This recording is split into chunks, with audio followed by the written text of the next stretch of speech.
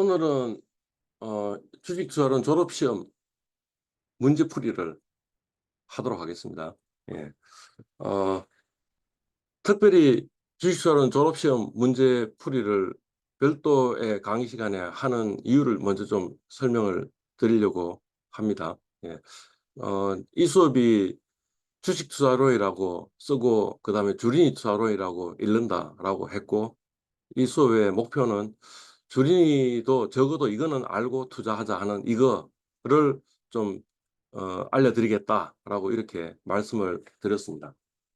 그래서 2020년부터 이 수업을 계속 진행해 왔는데, 그럼 이 수업의 이 성과가 어느 정도일까라는 게 이제 필요하겠죠. 예. 그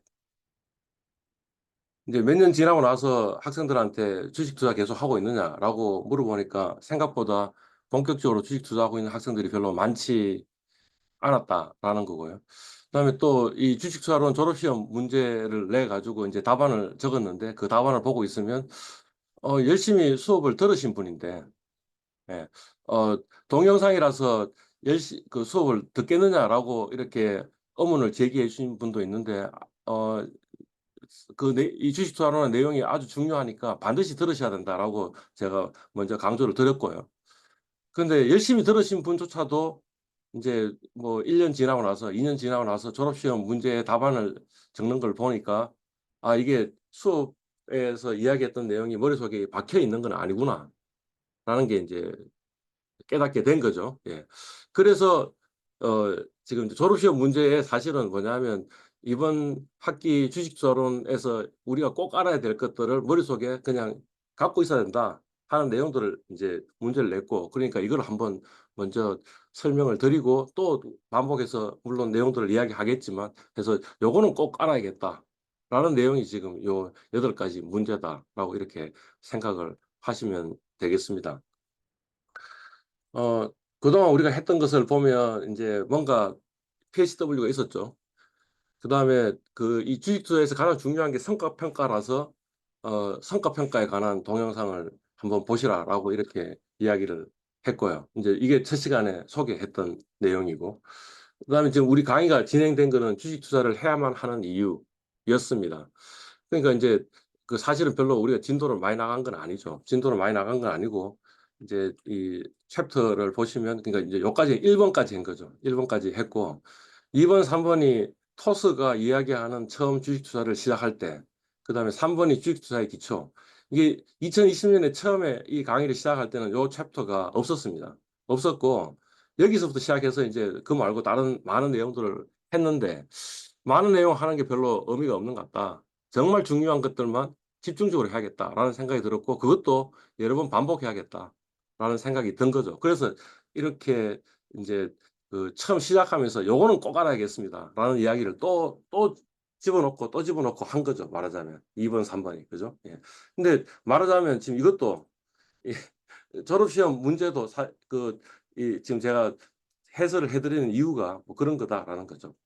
이미 여기 주식 투자의 기초에 사실은 우리 꼭 알아야 될 내용들을 이 파워포인트로 정리를 해 놨는데, 어 그것도 다 기억을 사람들이 머릿속에다가 집어넣지는 박아 넣지는 못할 거다라는 생각이 든 거죠.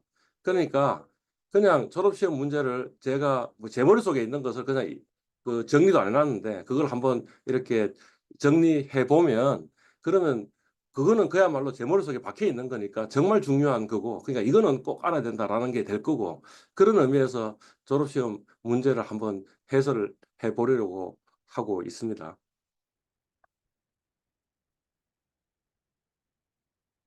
자, 그래서 졸업시험의 첫 번째 문제는,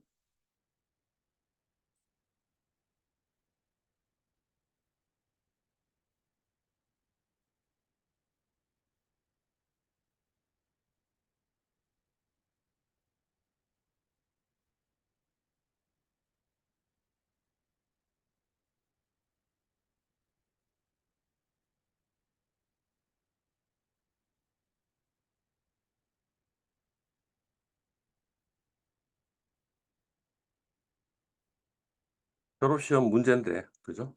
문제 해설인데,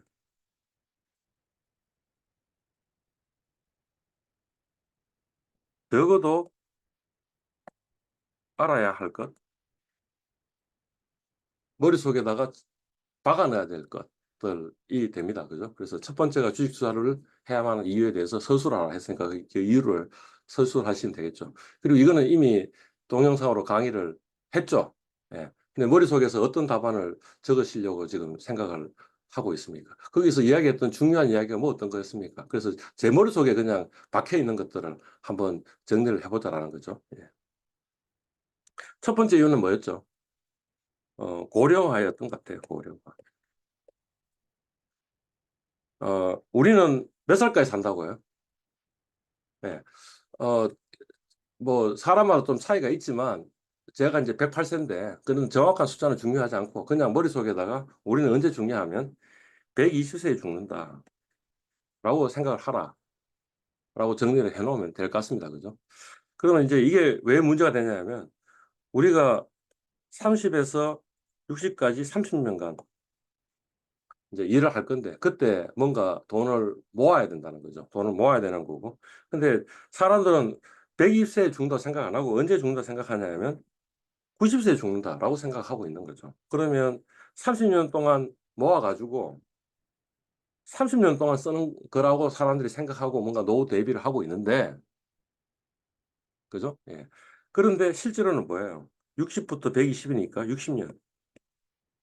30년 모아가지고 30년 동안 쓰는 문제가 아니고 30년 동안 모아가지고 60년 동안 쓰는 문제이니까 그러면 이게 상당히 나중에 노후 문제가 아주 심각해질 것 같다라는 것을 우리가 능히 짐작할 수 있는 거죠.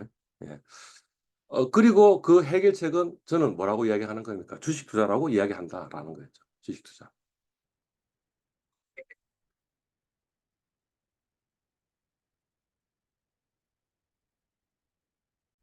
죄송합니다. 갑자기 전화가 와가지고 전화 받느라고 잠시 중단해서 다시 시작을 합니다. 하여튼 정리하자면 우리는 30년 모아가지고 30년 쓰는 게 아니고 30년 모아가지고 60년 쓰는 문제니까 노후를 준비하는 문제가 우리가 생각했던 것보다 훨씬 더 심각한 것 같다라는 게 첫 번째 이야기였던 거죠. 두 번째 주식 투자를 해야만 하는 이유는 뭐였냐 하면 우리나라가 저성장한다는 거죠. 예전에는 10% 이상의 고성장을 하던 시기도 있었지만 지금은 저성장을 하고 저성장을 하면 당연히 금리도 낮아질 수밖에 없다는 거죠. 그죠? 예. 그러니까 예전에 우리의 성공 방식은 이 부를 축적하는 성공 방식은 뭐 어떤 거냐 하면 건금 전략에서 저축해 가지고 목돈을 모아 가지고 아파트 한 채를 사면 노후 문제가 사실 해결되는 그런 구조였는데 지금은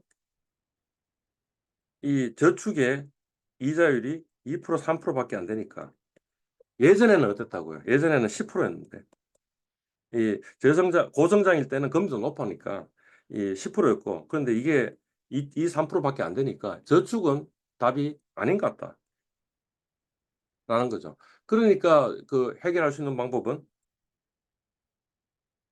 근금 전략해 가지고 돈을 모아서 주식 투자를 하고 그 돈 가지고 부동산을 좋은 부동산 예전에는 어떤 부동산이든 간에 문제가 안 되는데 인제는 뭐냐면 좀 더 뭔가 올라갈 가능성이 있는 부동산을 잘 선택해야만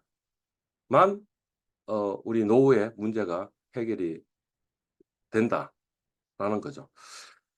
어 그러니까 인제 우리가 인제 고민해야 될 게 굉장히 많아졌습니다. 첫 번째는 주식 투자를 해 가지고 한 10% 정도 수익을 올려야 될 것 같고 그죠? 어 10%의 수익을 주식 투자로 올리는 건 사실 생각보다 그렇게 어려운 건 아닙니다. 주식 투자 하다 보면 우연히 10% 이상보다 훨씬 더 많은 수익을 올리는 게 하루만 해도 30%의 수익도 올릴 수 있으니까 주식 투자로 10% 수익을 올리는 게 별로 크게 문제가 안 되는데 중요한 건 뭐예요? 중요한 건 뭐냐면 손실을 보아서는 안 된다. 그리고 그 방법을 주린이 투자론에서 우리가 공부를 해야겠다라는 그런 이야기였던 거죠. 그다음에 주식 투자론에서는 이야기하지 않지만 사실은 이 부동산 또 어떻게 하면 잘 투자할 수 있을까 하는 고민을 해야 되는 거죠. 어쩌면 '지방에 있는 아파트를 사는 것은 답이 아니다.' 이런 거죠.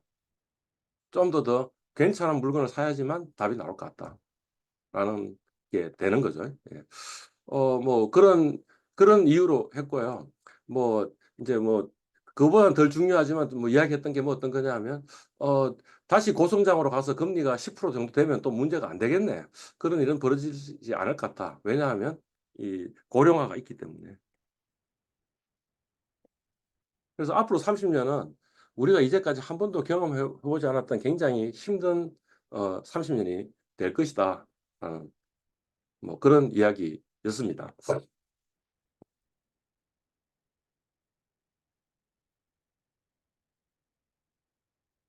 "왜 주식 투자를 해야만 하는가?"라고 이야기를 하는 게 뭐 이런 거였죠. 아까 앞에 이야기했던 게 30 세에서 60 세까지 30년 동안 해서 60 세에서 120 세까지 60 년인데, 그러면 인제 30년 동안 돈을 모으는 거 가지고 60 년을 이 준비하는 건 사실 굉장히 어려운, 매우 어려운 일이다라는 거였는데, 인제 그 문제를 해결하는 방법 중에 몇 가지가 있는데 그중에 하나가 뭐냐면 "더 오래 일하자." 이런 거였죠. 그러니까 60 까지 일하는 게 아니고 90 까지 일하면 문제가 해결되겠죠.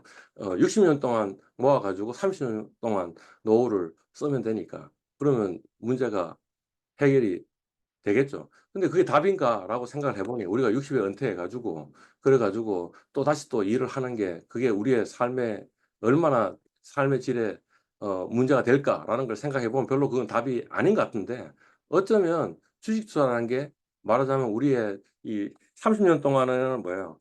투잡하는 같은 의미를 가지는 거죠. 회사에서 돈을 벌고 그다음 뭐죠?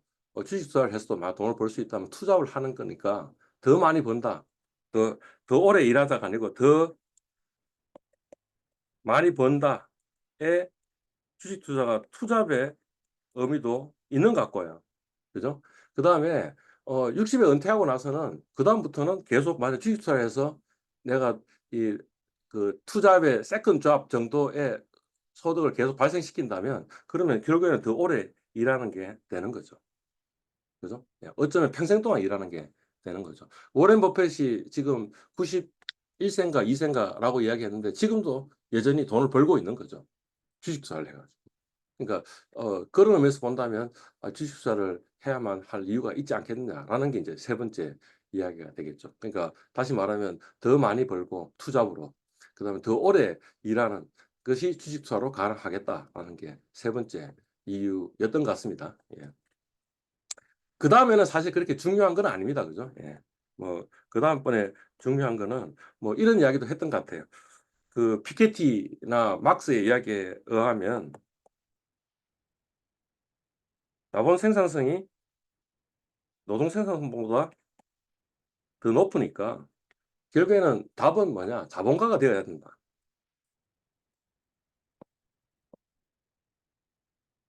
되어야 한다라는 건데, 우리가 주식 투자를 하면 우리가 자본가가 되는 그런 의미를 가지지 않겠느냐. 그러니까 그 노동만 가지고 뭔가 소득을 발생시키는 건 좋지 않다라는 거죠. 흔히 우리 재테크에서 이야기하는 그 많은 사람들이 은퇴 후에 "어떻게 살아갔으면 좋겠냐?"라고 이야기를 하면, 그러면 그 학생들한테 질문을 해 보면 학생들의 거의 한 80-90% 학생들이 어떻게 답변하냐 하면 "건물주가 되겠다."라고 이야기하는 거죠. 그러니까 결국에는 내가 그동안 모아온 돈 가지고 그 돈으로 뭔가 돈이 들어가 가지고 뭔가 임대 수익이 나오는 이런 구조를 만드는 건데, 어 20 대이신 분이 만약 지금 주식 투자를 시작한다면 이미 부분적으로 내가 자본가가 되고 점점점점 내가 자본가가 인 비중이 노동자의 비중보다 커지면, 그러면 '내 삶의 의미가 삶이 훨씬 더 윤택해진다.'라는 그런 컨셉이 된다라는 거죠. 그러니까 어쩌면 '자본가가 되자.'라는 게 뭐 인제 앞에 세 개의 이유보다는 좀 덜 중요한 이유이긴 하지만 중요한 이유 중에 하나인 것 같다라는 이야기를 했고요. 뭐 또 이런 이야기도 했던 것 같습니다. 뭐 마지막으로 짧게 한 슬라이드이긴 했지만 결국에는 이런 거였죠. 이 감독의 감독의 전략을 이해하고 전술을 수행하는 축구 선수가 되자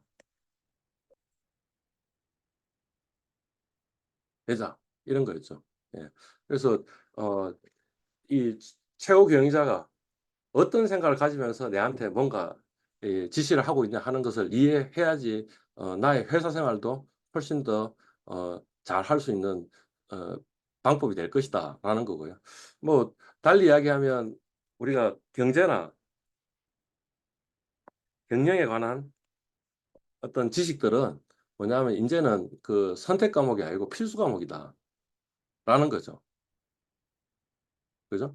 근데 주식 투자를 하게 되면 나도 모르는 새에 경제에 대해서 관심을 가지게 되고 경영에 대해서 관심을 가지게 되고 그러니까 주식 투자하면서 경제 경영에 관심을 가지자 이런 거였고요. 실제 주식 투자 어떻게 하는 게 좋냐 하면 경영자의 관점에서 이 회사가 좋은 회사이냐 나쁜 회사이냐를 가지고 그 좋은 회사에 투자를 하면 그 주식 투자가 괜찮은 투자이기도 하다라는 거였죠. 그래서 경제 경영을 더 많이 이해하는 방법 중에 하나가 주식 투자인 것 같지 않냐라는 그런 이야기를 했습니다. 그래서 정리해 보면 대략 이렇게 5가지네요. 그죠? 주식 투자를 해야만 하는 이유는 뭐냐면 고령화가 돼 가지고 내가 30년 돈을 모아서 60년을 해야 되고 그다음에 어 이 저축하는 거는 답이 아니고 이 10% 정도의 이 수익이 날 수 있는 주식 투자를 손실이 나지 않고 10%의 수익률이 나는 주식 투자를 해야 돼야지 인제 이게 우리의 성공 어 공식이 되는데 예 그래서 주식 투자를 해야 된다. 저축은 답이 아니다. 이런 거였고요. 세 번째는 30년 저축해 가지고 60년 쓰는 것은 쉽지 않은 일인데 그러면 결국에는 그 해결책 중에 하나가 더 오래 일하고 더 많이 버는 건데 말하자면 주식 투자가 더 많이 버는 투잡의 역할을 하고 그다음에 은퇴하고 나서는 그 세컨드 잡이 아니고 그게 메인 잡이 되는 그게 주식 투자가 될 수 있으니까 그런 의미에서 주식 투자를 지금부터 준비를 해 놓아야 되는 거 아니냐라는 이야기를 했고요. 자본가가 되는 게 더 나은데 자본가가 되는 방법 중에 하나가 뭐냐면 주식 투자이다. 그다음은 뭐예요?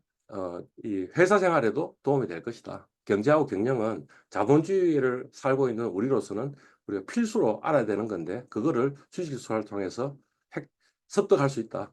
실제 내 돈이 걸려 있으면서 경제나 경영을 바라보는 거하고 내 돈이 걸려 있지 않으면서 '아 경제나 경영을 좀 알아야겠다.'라 해서 책을 읽는 것은 완전히 다르다. 라는 거죠. 예. 그게 대략 그 정도 5가지로 정리하시면 될 것 같다라는 생각 제 머릿속에 있는 게 그런 거다. 뭐 이런 겁니다. 예. 자 두 번째 문제 한번 보시면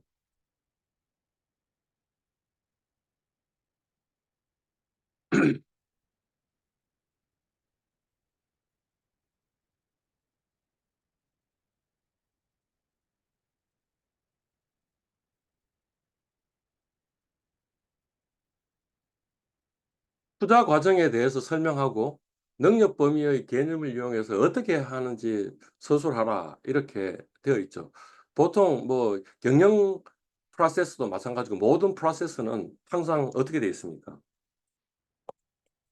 plan, do, see 이렇게 세 가지 과정으로 나눠져 있다라고 흔히 이야기하는 거죠. 그러니까 말하자면 계획하고 실행하고 평가하고 그리고 평가하는 이유는 뭐냐 하면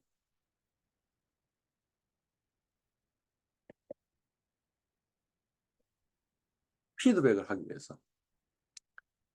라는 거죠. 그러니까 투자 과정도 사실은 플랜 두 C의 과정을 가지고 피드백을 해서 계속 개선해 나가는 과정들을 거치는 게 매우 중요한 것 같다라는 거죠. 그러니까 투자에 로 이야기를 하면 그런 의미에서 제가 지금 우리가 강의한 게 어 지금 보니까 주식 투자를 해야만 하는 이유 이야기했고 그다음 뭐예요? 성과 평가를 이야기한 거죠. 그러니까 투자 과정 중에서도 가장 중요한 건 뭐냐?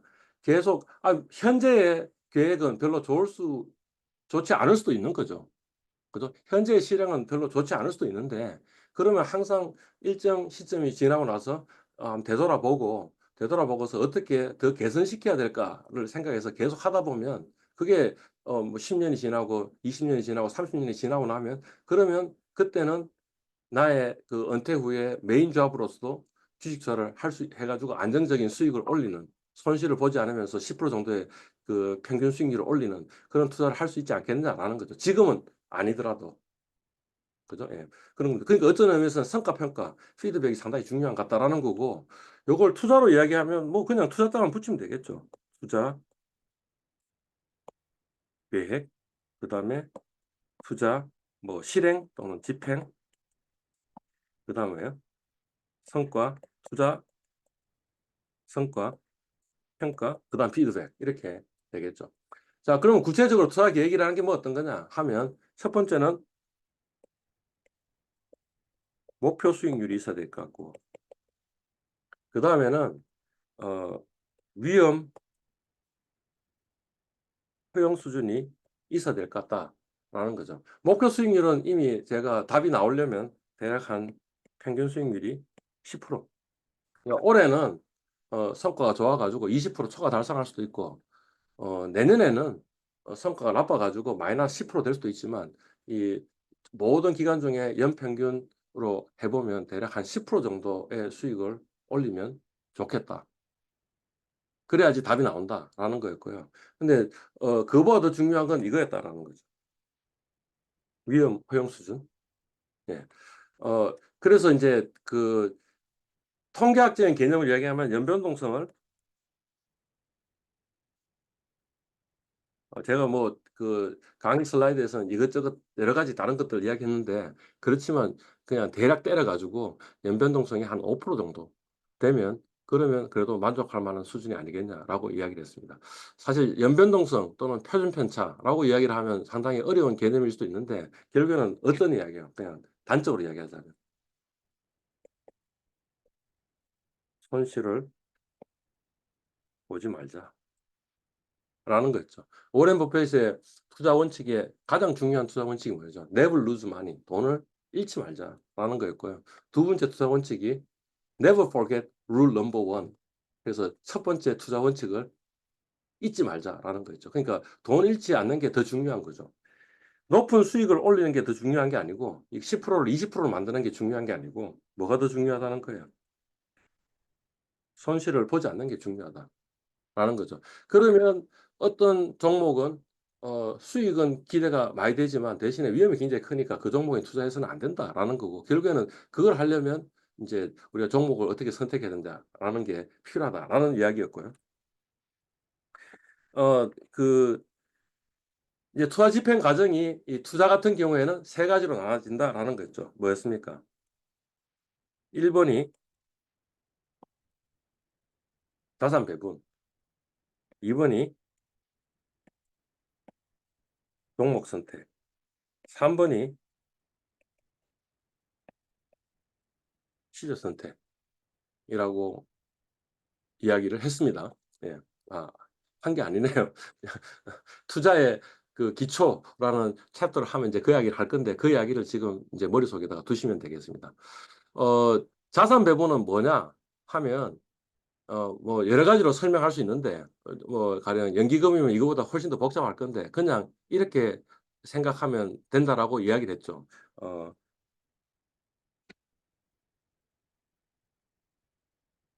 자산 배분, 영어로는 asset allocation인데, 어, 위험 자산 대 안정 자산의 비중을 결정하는 문제를 자산 배분이라고 이야기를 할 수 있고요. 여기서 위험 자산은 그냥 주식, 여기 안정 자산은 뭐 채권 또는 뭐 단기 채권 또는 뭐 MMF, 마니 마켓 펀드 또는 CMA, 캐시 매니지먼트 어카운트. 예. 그래서 사실 채권도 줄이는 할 필요는 없는 것 같고요. 요 세 가지 중에 하나를 하면 된다라는 거였습니다. 그래서 우리 PHW 2번이었습니까? 2번이 뭐였냐면 뭐였죠? 코덱스 200하고 어, 그다음에 뭐였죠? 뭐 CD ETF인가? 아니면 뭐 소파 ETF인가? 하여튼 이런 단기 ETF가 몇 가지 있다라는 것을 제가 말씀을 드렸고요. 예. 그래서 그거의 비중을 어떻게 나눠서 한 학기 동안 투자할 것인가라는 걸 이야기했는데 그게 자산 배분의 어, 이 실행이다라고 이렇게 말씀을 드렸고요.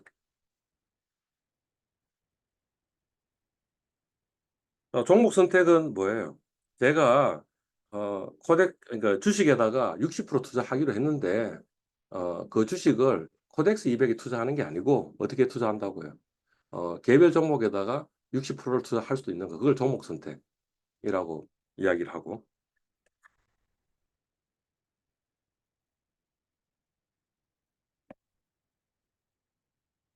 어, 이 시점 선택은 사실은 두 가지로 나눠지는 거죠. 뭐냐면 자산 시점 선택, 그다음에 종목 시점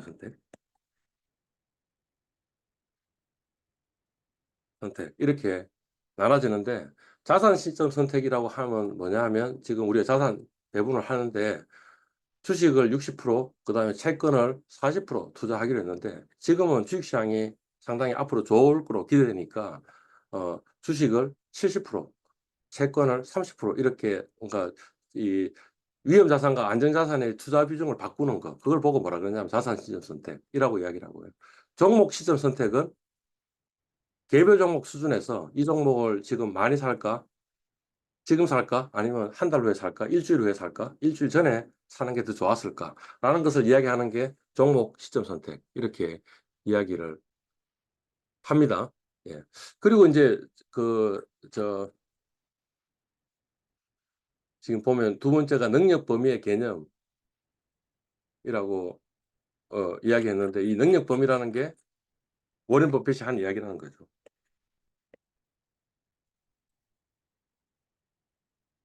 영어로 Circle of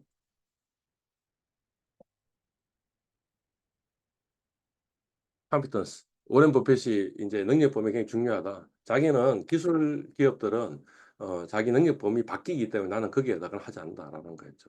예. 그러니까 뭐 비유적으로 이야기하면 내가 잘 칠 수 있는 스트라이크 존에 오는 공만 치자. 노려서 치자라는 거죠. 내가 잘할 수 없는 거는 아예 하지 말자라는 거였습니다. 예. 그게 능력 범위라고 얘기했고 어 이 투자 집행 과정에서 이 자산 배분, 종목 선택, 시점 선택 중에 어느 게 가장 중요하냐?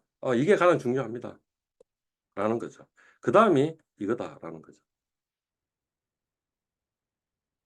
왜냐하면 자산 배분으로 성과의 대부분이 결정이 나고 종목 선택에 능력이 있으면 사실 좋겠는데 종목 선택 능력이 있는 사람들은 별로 없는 것 같다라는 거였고요. 종목 선택 능력은 그나마 있는 사람이 좀 있을 수 있는데 그런데 시점 선택은 있기가 굉장히 힘들다. 뭐 이제 이렇게 결론을 내릴 수 있다는 거죠. 그러니까 결국에는 그냥 자산 배분만 만약 내 능력이 없다면 종목 선택 능력이 없다면 또는 시점 선택 능력이 없다면 자산 배분만 집중을 하고 거기다가 어 그다음에 내 능력이 조금 있으면 그러면 뭐 종목 선택도 좀 하고 그다음 시점 선택도 하고 이렇게 해야 된다라는 게 된 거죠. 어 그 우리 목표가 뭐였습니까? 기대 수익률이 10%고 연변동성이 5% 라고 이렇게 했으면 좋겠다라고 이렇게 말씀을 드렸고 근데 어 해 보니까 코스피가 과거에 1 년에 한 뭐 10% 이상 10% 이상 이렇게 나오더라는 거죠. 10% 이상 나오고요. 근데 문제는 뭐예요? 연변동성이 30% 나오더라는 거예요. 그러니까 우리 목표 달성을 못한 거죠. 그죠? 예. 어 그러니까 인제 뭔가를 좀 하기는 해야겠다라는 거죠. 한다면 사실은 시점 선택을 하는 것보다는 뭐가 더 좋다는 거예요. 종목 선택을 하는 게 좋은 거죠.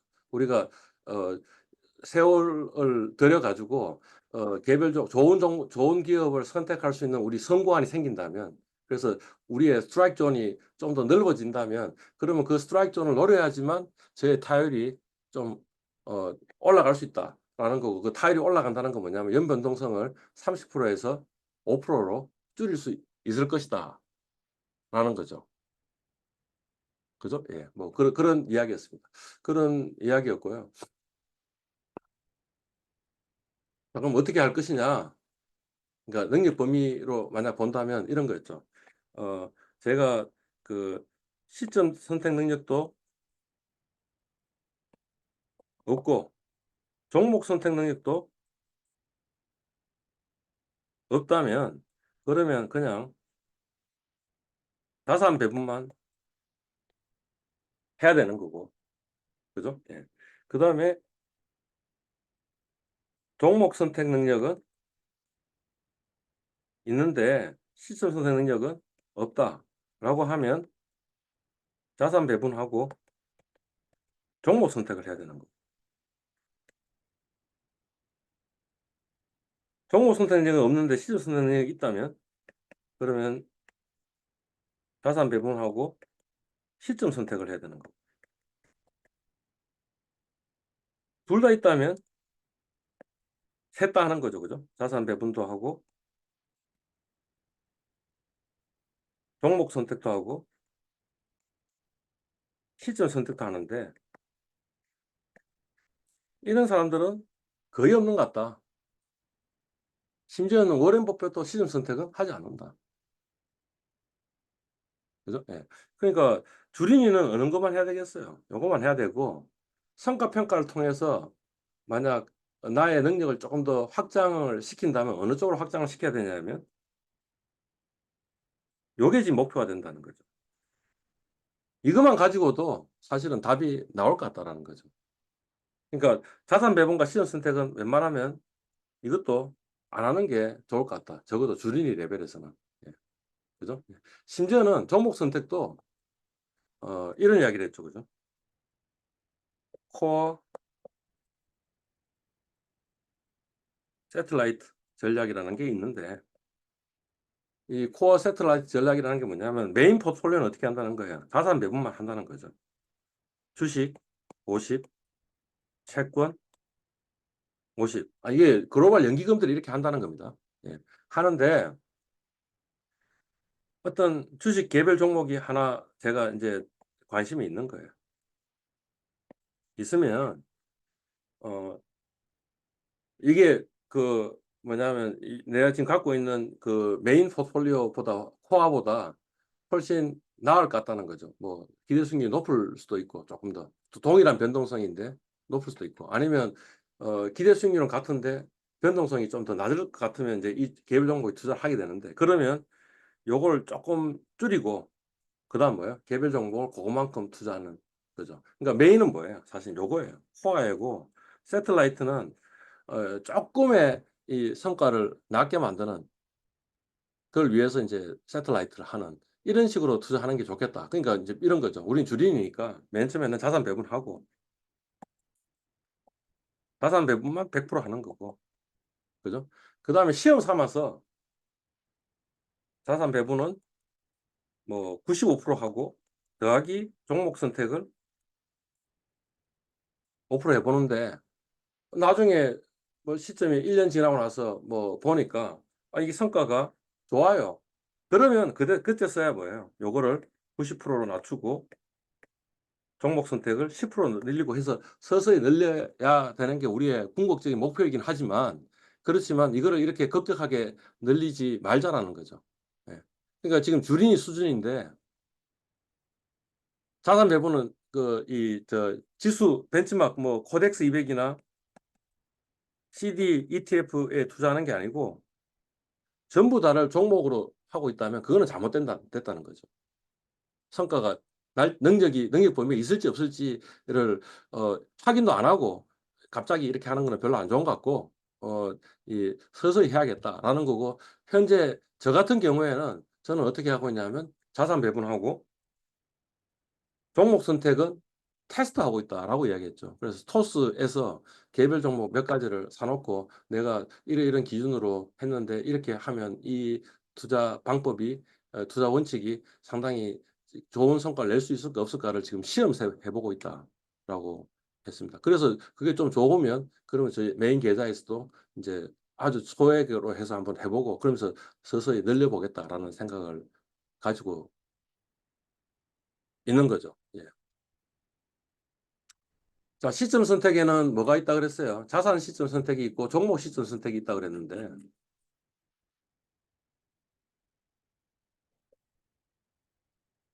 자산 시점 선택은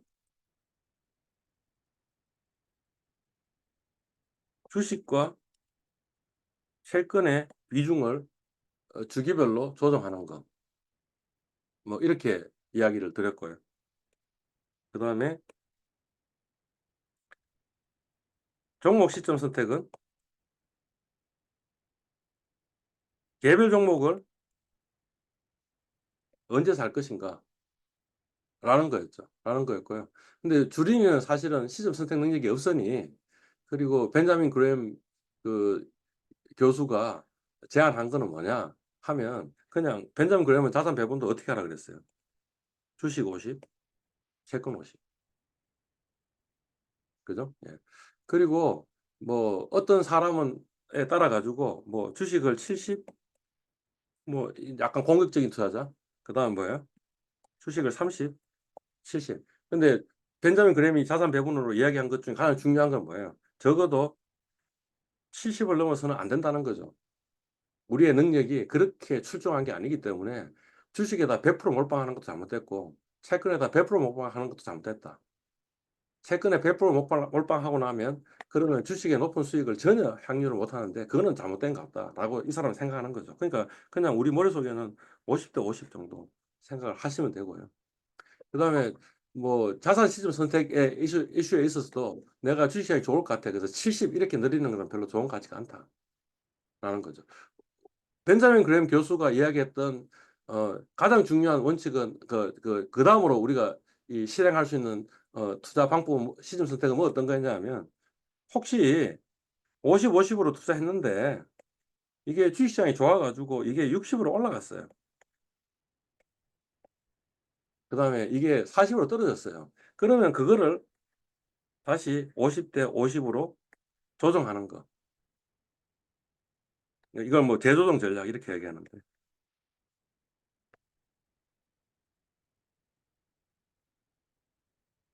리밸런싱 스트래티지라고 얘기하는데 뭐 재조정 전략 정도 하는 걸 권하고 있다는 거죠. 보수적인 투자자 같은 경우. 그러니까 그 정도 하시는 게 맞는 것 같고요. 혹시 그거보다 조금 내가 좀 더 공격적으로 투자하고 싶다. 내 능력이 좀 있는 것 같다라고 생각하시면 이런 거죠. 뭐 어떤 거냐면 주식이 40이 되고 그다음에 채권이 60이 됐는데 요거를 50대 50으로 하는 게 아니고 어떻게 바꾸는 거예요? 55, 45로 재조정하는 거죠. 그죠? 예. 뭐 이제 약간 더 공격적으로 한 거죠. 그죠? 근데 그게 아니고 어 40, 60이 됐는데 이제 주식시장이 좋은 것 같으니 그러니까 갑자기 주식을 70으로 한다. 이것도 사실 주인 투자가 해서는 안 되는 어떤 자산 시점 선택인 것 같다. 어, 이런 이야기입니다. 그게 이제 주린이가 기본적으로 할 수 있는. 그래서 저는 그냥 그 권해 드리는 거는 그냥 50대 50 하시고요.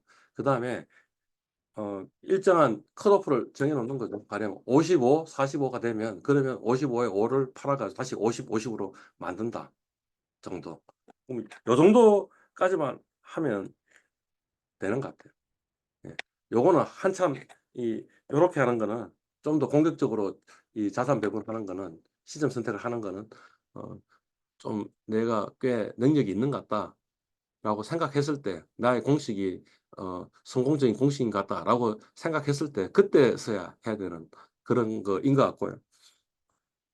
어 시점 선택에 대해서 종목 시점 선택에 대해서 만약 이야기를 하자면 우리는 능력 범위가 없는 것 같다. 시점 선택할 수 있는 능력 범위가 없는 것 같다. 그래서 아예 공부를 하시더라도 시험을 때는 나중에 하시는 게 좋을 것 같고 뭐 기술 분석 같은 거 이런 거 공부하는 거 별로 의미 없는 것 같다라는 거고 그거를 만약 받아들인다면 그러면 한꺼번에 사는 거는 별로 좋은 게 아닌 거죠. 제가 삼성전자라는 주식이 상당히 괜찮은 주식으로 앞으로 주가가 올라갈 것 같다고 예상을 했다 하더라도 어떻게 한다는 거예요. 어떻게 하냐면 분할해서 매수하는 거죠.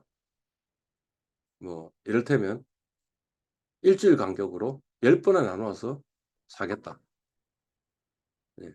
그렇게 할 수도 있고요.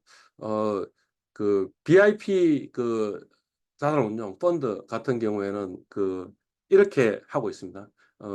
이 BIP에서는 그리고 워렌 버핏도 그런 이야기를 했고 벤저민 그레이엄도 그런 이야기를 했는데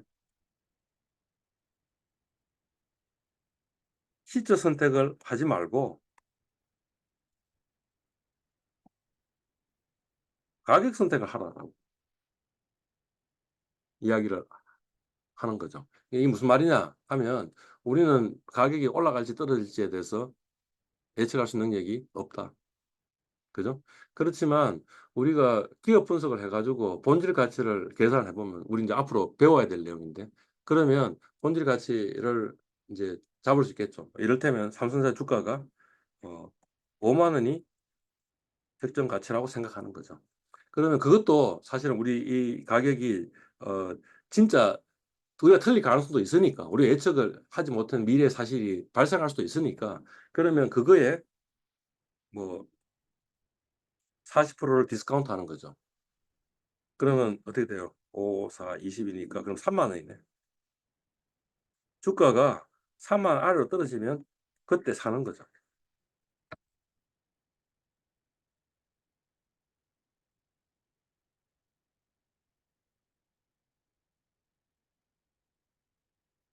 그때 사는 거고 그 사는 것도 어떻게 사냐면 이런 기회가 오면 내가 이 종목에 한 이 정도 투자한다고 생각했지만 그렇지만 그거에 뭐 3분의 1만 사는 거죠. 자, 뭐죠? 분할 매수를 한다.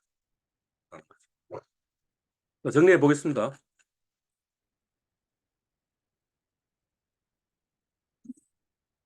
투자 과정에 대해 설명하고 능력 범위의 개념을 이용해서 어떻게 해야 하는지 서술해라 라고 했는데 투자 계획과 투자 집행과 투자 성과 평가를 해가지고 성과 평가의 결과에 따라서 계획과 실행을 뭔가 피드백하는 과정이 중요한 것 같다라는 게 첫 번째 이야기였고요. 투자 계획에서는 목표 수익률은 10%, 그 다음에 연변동성은 5%를 목표로 하는 게 좋겠다. 연변동성의 개념이 어렵다면 손실을 보지 않는 투자를 해야 한다. 높은 수익을 올리는 투자가 아니고 손실을 보지 않는 투자를 해야겠다. 뭐 이렇게 이야기를 했습니다. 투자 집행 과정은 세 가지 과정으로 나눠진다. 자산 배분, 종목 선택, 시점 선택. 이 세 가지로 한다. 자산 배분은 위험 자산, 주식과 안정 자산, 채권으로 투자 비중을 나누는 문제이고 종목 선택은 개별 종목을 투자하는 걸 종목 선택. 그러니까 시장 지수에다 투자하는 게 시장 지수에서 벗어나는 투자하는 걸 종목 선택이라고 이야기를 하고 시점 선택은 언제 살까, 언제 팔까를 정하는 걸 시점 선택이라고 한다. 그런데 사람들은 이 능력이 없을 것 같다. 능력이 있을 가능성은 그래도 요게 좀 더 있는 것 같고 요게 조금 더 있는 것 같고 이렇게 돼 있으니 자산 배분은 우선적으로 하고 그 다음에 종목 선택을 하고 시점 선택을 해야겠다. 어, 종목 선택 능력, 시점 선택 능력이 또 없다면 그러면 그냥 벤치마크 우리는 제가 드린 게 코덱스 200하고 그 다음에 CD ETF였는데 요 CD ETF의 투자 비중의 자산 배분만 해야 된다. 종목 선택 능력은 있고 시점 선택 능력이 없다면 자산 배분 더하기 종목 선택을 해야겠다. 그 다음에 둘 다 있다면 종목 선택 능력은 없고 시점 선택 능력이 있으면 시점 선택만 해야겠다. 그 다음에 둘 다 있으면 둘 다 해서 세 가지를 해야겠다. 근데 이거는 지금 현재 우리의 목표는 아닌 것 같다. 일단은 이거인 것 같고 자산 배분인 것 같고 거기다가 시험 삼아서 조금 종목 선택을 한번 해보는 게 좋을 것 같다. 왜냐하면 우리의 답이 그냥 자산 배분만 가지고는 답이 안 나온다. 코스피 200이 연변동성이 기대수익률이 10%인데 연변동성이 30%인데 이걸 지금 5% 낮춰야 되니까 종목 선택을 언젠간 해야겠다. 그러니까 지금부터 시험 삼아서 해야 되고 그거는 성과 평가를 해보니 내 종목 선택력이 좀 있는 것 같다. 성공하는 좀 있는 것 같다. 라면 조금씩 늘어야겠다. 그걸 보고 우리 뭐라 그러냐면 코어 세틀라이트라고 이야기한다. 라고 이야기한 거죠. 그러니까 종목 선택은 코어 세틀라이트 관점에서 해보시는 게 좋을 것 같다. 그죠? 시점 선택은 가능한 하지 않는 게 좋은데 굳이 시점 선택을 한다면 자산 시점 선택은 좀 할 필요가 있는 것 같다. 그래서 벤자민 그레엄의 조언에 의한다면 50대 50으로 투자를 하는데 이제 주식시장이 올라가지고 60, 40이 된다면 또는 주식시장이 떨어져서 40, 60이 된다면 그걸 50, 50으로 바꾸는 정도를 하면 되는 것 같다. 개별 종목 그 시점 선택은 우리 시점 선택 능력이 없는 것 같다. 그래서 투자 대가들도 그렇게 하고 있지 않다. 어떻게 하고 있다? 시점 선택을 하는 게 아니고 적정 가치를 구해서 그거에다가 이렇게 디스카운트해서 이걸 보고 뭐라 그러냐면 안전마진 이 벤자민 그램이 이야기한 건데 마진 오브 세이프티를 적용해가지고 내가 틀릴 가능성도 인정해서 한 40% 디스카운트해서 60% 수준을 놔두놓고 목표 가격으로 놔두놓고 그거보다 주가가 떨어지면 사는 거고 그거조차도 분할 매수를 하고 있다. 뭐 이런 이야기가 되는 거죠. 뭐 이야기 안 한 게 있나요? 예. 종목 선택 능력도 내가 한 종목에 100% 확신할 수는 없다. 그래서 어떻게 된다? 분산 투자를 해야 된다. 종목 선택에 어떻게 한다고요? 벤자민 그레임은 분산 투자,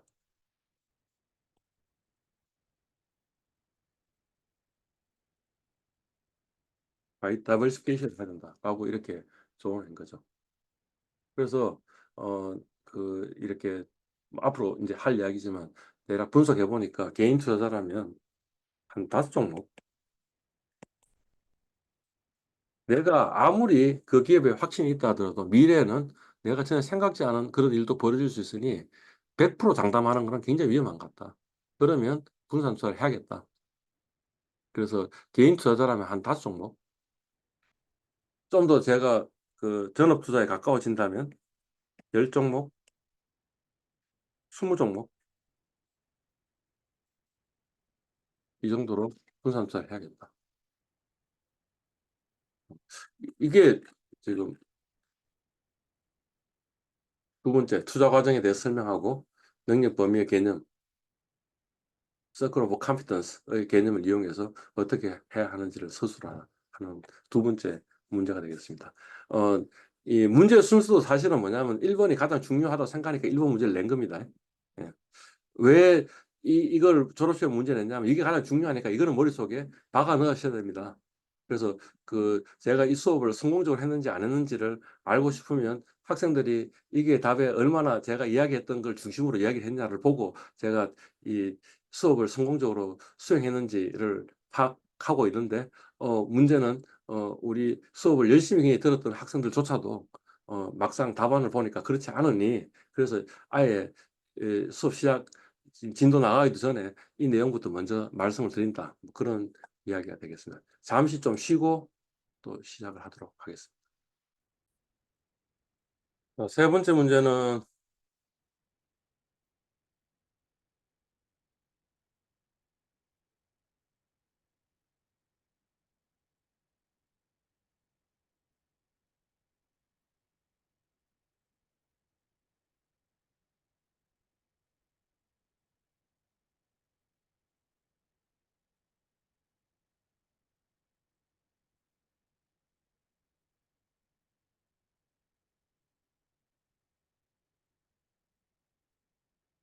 직관으로 주식 투자를 하면 손해를 보게 되어 있는 이유와 이를 피할 수 있는 방법에 대해서 서술하라가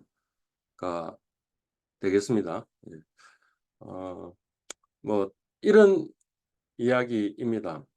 그 인류가 원시 시대부터 인류가 처음에 오스트랄로피테쿠스가 이제 처음 시작이 돼 가지고 지금 이제 호모 사피엔스가 지금 시대가 있으면 그걸 하루로 만약 생각한다면, 24시간 생각한다면, 그러면 이 자본주의라는 게 생긴,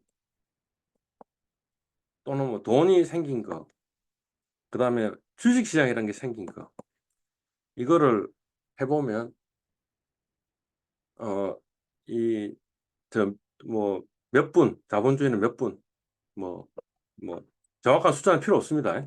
5분, 뭐, 1분, 뭐, 15초, 뭐, 이런 식입니다. 예. 그러니까 뭐냐면 인류의 전체 역사에서 이 돈이라는 것을, 어, 자본주의도 5분이고 돈도 한 5분 정도 될 것 같은데, 뭐 정확한 숫자는 별로 중요치 않습니다. 그러니까 극히 일부이라는 거죠. 근데 인류는 이렇게 진화의 과정을 거쳤는데, 그러니까 사실은 뭐냐면 수렵 시대가 훨씬 더 많았고, 농경 시대는 그 중에 극히 일부분이고, 뭐 산업혁명으로 이야기하면 산업혁명은 몇 초에 해당되고, 뭐 이런 거죠. 그죠? 그러니까 그 우리가 진화된 어떤 그걸로 만약 본다면 우리의 어떤 뇌의 구조, 사고하는 구조는 사실은 여기 거의 대부분의 시간을 수렵 채집의 시대에 있었으니까 수렵 채 시대에 적합한 방식으로 우리 뇌가 이 작동하게 돼 있고, 그래서 우리의 본성대로 우리 그 수렵 시대에 우리한테 되어 있던 그대로 만약 주식 투자를 한다면 그러면 손해를 볼 수 있다라는 거죠. 뭐 이제 대표적인 예로 이야기하는 게 이런 겁니다.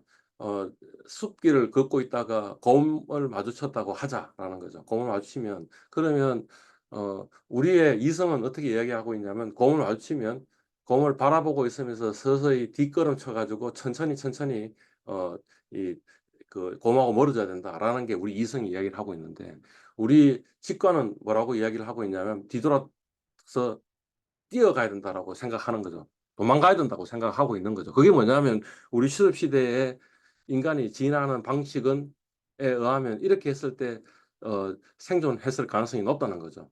그리고 생존할 가능성이 높았던 어, 사람들이 자식을 놓았겠죠. 그래서 그 자식들이 그 유전자를 이어받았겠죠. 그렇게 진화해 왔기 때문에 사실 우리의 이 행동 방식, 만약 본성에 의거해서 만약 주식 투자를 하게 되면 주식 투자하는 거에 손해를 볼 수밖에 없게 돼 있다라는 거죠. 방금 이야기했던 게 공포의 메커니즘인데요. 공포. 공포는 의식이라는 단계를 거치지 않는다는 거죠. 의식이라는 단계를 거치지 않고 그냥 뭐예요? 그냥 반사? 무조건부 반사 또는 조건 반사의 영역이고, 그러니까 그게 먼저 작동하고 그러고 나서 그 다음에 사람은 생각이라는 걸 하게 돼 이렇게 되어 있는데, 왜냐하면 그 이 생각하는 그 사이에 곰한테 그 잡혀먹을 수 있다는 거죠. 근데 이제 정확하게 이 주식시장에서도 그런 일들이 벌어지는데, 우리가 주가 엄청나게 급락을 했다 그러면 사실 공포라는 것을 느끼는 그런 시기가 오게 되죠. 그러면 대부분의 사람들은 어떻게 한다고요? 마치 뒤돌아서 가지고 나가는 것처럼 이 주식을 팔고 그다음 주식시장을 안 바라보는 그런 일들이 벌어진, 공포라는 느낌이 들었을 때. 근데 그거는 뭐냐 하면 우리가 뭔가 생각을 하고 하는 게 아니고 뭐예요? 그냥 조건 반사로, 무조건 반사로 그렇게 하게 만들어져 있다는 거죠. 진화에 의해 가지고. 그런 사람들이 훨씬 더 많은 자손들을 만들었고, 그래서 그렇게 진화해 왔을 거라는 거죠. 그게 이제 이 직관으로 주식 투자를 하면 손해를 보게 돼 있는 거다라는 거죠. 마찬가지로 이 열광을 하게 되잖아요. 주식시장이 막 올라가면 열광을 하게 되는데, 열광을 하게 되면 딴 사람들도 막 주식 투자를 뛰어들고, 그 다음에 나도 뛰어들지 않으면 안 될 것 같고, 이렇게 되는 이런 메커니즘들을 가지고 있는데, 그게 이 인류가 생기고 나서 몇 초밖에 안 되는 이 주식시장의 역사에서 본다면 주식시장에서 이 생존하기에 적합한 어떤 이 뇌의 구조는 아닌 거죠. 그죠? 그래서 직관으로 주식 투자를 하면 손해를 보게 돼 있다라는 거죠. 그거를 또 인제 이 행동 경제학자인 데니엘 카네만이라는 분은 뭐라고 이야기했냐면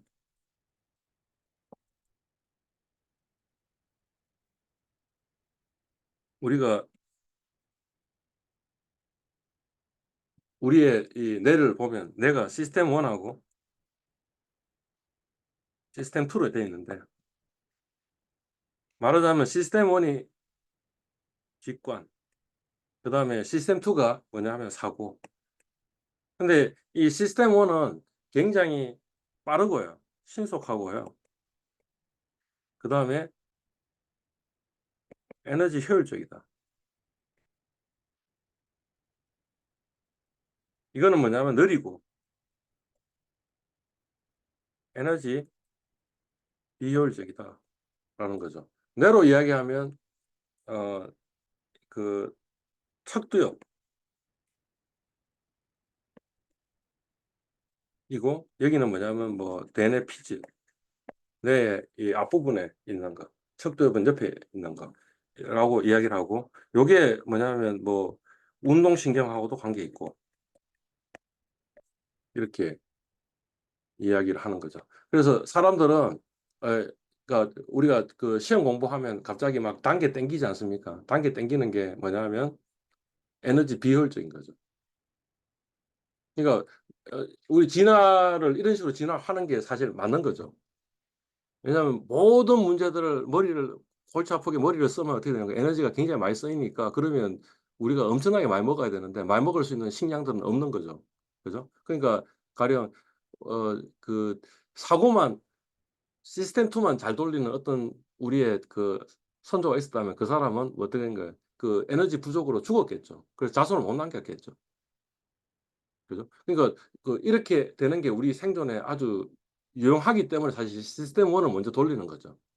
근데 문제는 뭐냐면 이 시스템 1에서 하는 것들은 뭐냐면 옳은 정답이 아닌 경우가 있다라는 거죠. 그래서 보통 우리는 어떻게 데니엘 카네만에 가면 휴리스틱이라 그래서 그냥 뭔가 대략 빨리 의사결정할 수 있는 어떤 것들을 하는데 그 대략 빨리 의사결정하는 게 뭐냐면 결국에는 우리의 어떤 심리적 오류를 발생시키고 그 심리적 오류 때문에 잘못된 의사결정을 하게 된다라는 게 인제 데니엘 카네만하고 그 공저자가 트버스키인데 트버스키하고 그 두 사람이 어 평생 동안 연구한 게 인제 그런 거고 데니엘 카네만이 그것과 노벨 경제학상을 받았다. 뭐 이런 이야기죠. 그죠? 예. 그러니까 인제 우리의 뇌는 이런 식으로 돼 있으니까 근데 이 뇌가 이런 식으로 돼 있기 때문에 주식 투자하는 데는 별로 좋은 게 아니죠. 그러니까 어떤 휴리스틱이 있고 어떤 행동 편향이 있으니까 그 편향을 알고 그다음에 주식 투자를 하는 게 좋을 것 같다라는 이야기가 되겠습니다. 이를 피할 수 있는 방법에 대해서 서술을 하는데 그 방법은 우리한테 어떤 휴리스틱이 있고 그다음에 우리한테 어떤 행동 편향이 있는지를 알고 그리고 나서 그 휴리스틱과 행동 편향을 이런 게 있으니까 그걸 뭐 그것까지 생각해 가지고 뭘 해라라는 거죠. 그러니까 사실은 그거는 뭐 굉장히 많습니다. 어 이 카네만이 이야기한 휴리스틱만 해도 여러 가지 종류가 있고 그다음 행동 편향도 여러 가지 종류가 있다라는 거죠. 예. 근데 뭐 그중에 이 대표적인 거 몇 가지만 인제 말씀을 드리자면 첫 번째는 과신입니다.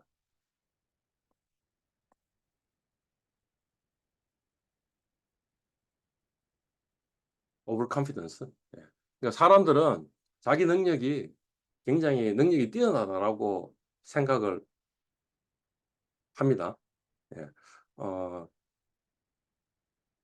이를테면 인제 운전자들한테 당신의 운전 실력이 미국의 평균에 비해 가지고 어 높은가 아니면 낮은가 아니면 평균인가 이렇게 물어본 거죠. 예. 그러니까 미국 남자 운전자의 80%가 여자 운전자의 70%가 뭐 이 숫자는 정확하지 않을 수 있는데 그냥 대략 이야기는 이런 겁니다.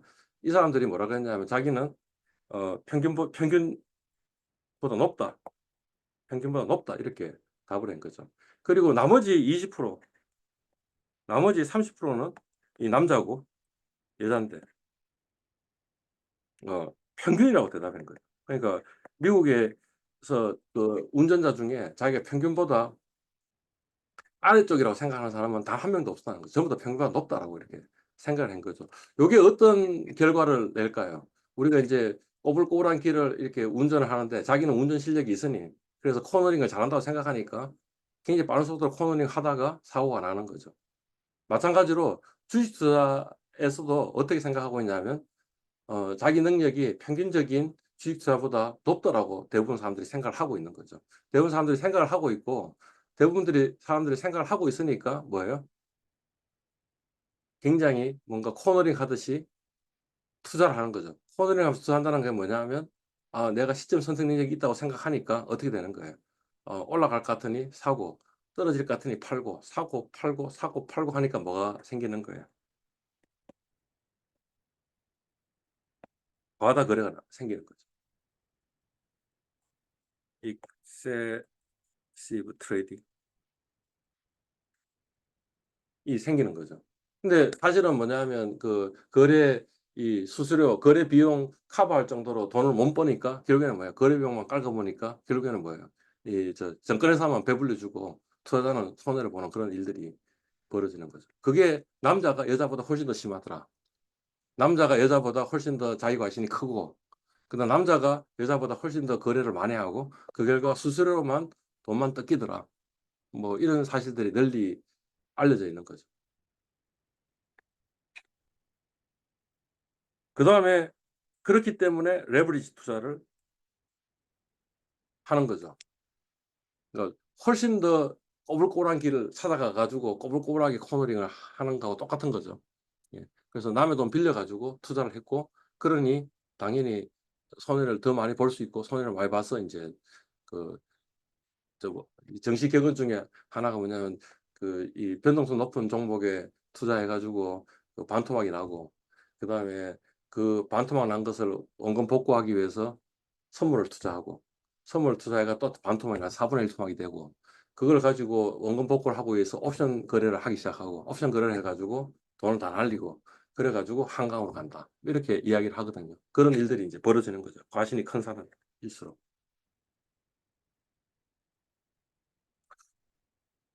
그러니까 뭐 여기서 우리가 이야기하는 건 뭐예요? 우리의 능력은 그렇게 이 꼬불꼬불한 길을 운전할 수 있는 운전자가 아니니 그러니까 어 과 자 단기로 투자하지 말고 천천히 장기 투자하자라는 거죠. 뭐 행동 피할 수 있는 행동 규칙이라고 이야기하면 두 번은 참자는 거지, 두 번은. 사고 싶은 생각이 들었더라도 두 번은 참자라는 거죠. 아니면 어 하고 싶은 생각이 들었으면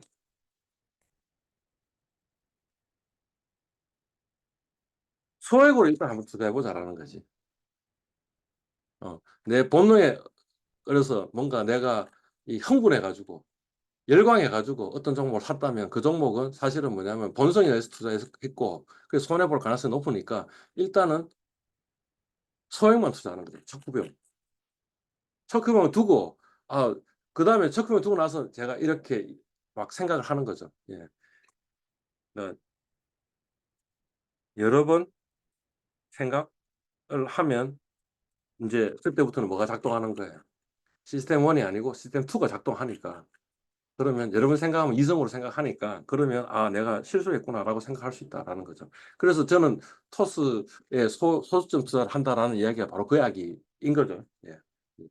어 요거를 뭐 그 우 고상하게 심사숙고라고 이야기하는데 뭐 심사숙고라고 생각하지 마시고 그냥 여러 번 생각하면 되는 거죠. 투자 일지를 적으면 흥분된 그 순간이 아니고 공포스러운 그 순간이 아니고 그 이후에도 그거를 보면서 여러 번 생각하게 되겠죠. 예. 레버리지 투자는 하지 말아라 이렇게 되겠죠. 음. 뭐 레버리지 해서는 안 된다 하는 이야기를 이렇게 이야기했습니다. 그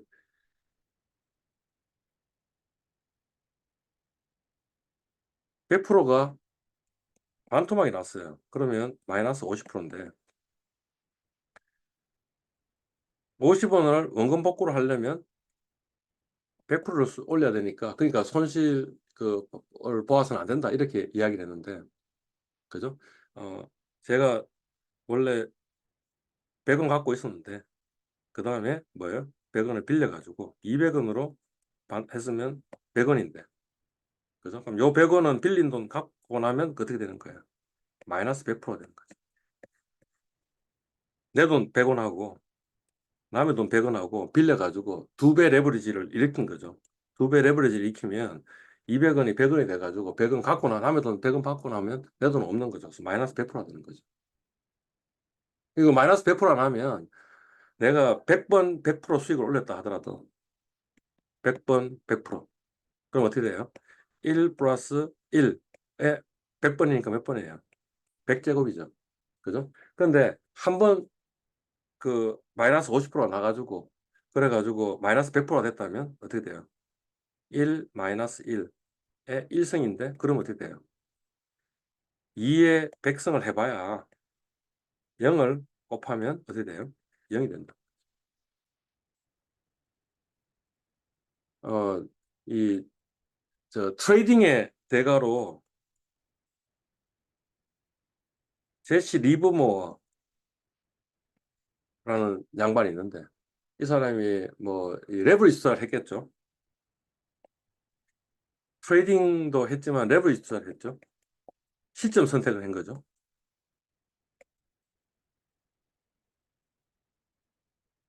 그래서 이 트레이딩에서는 가장 유명한 사람인데 이 사람이 마지막에 어떻게 됐다는 거예요? 파산해가지고 권총 자살했다는 거죠.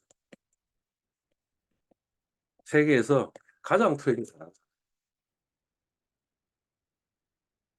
그죠? 그러니까 사실 레버리지 투자는 해서는 안 되는 거죠.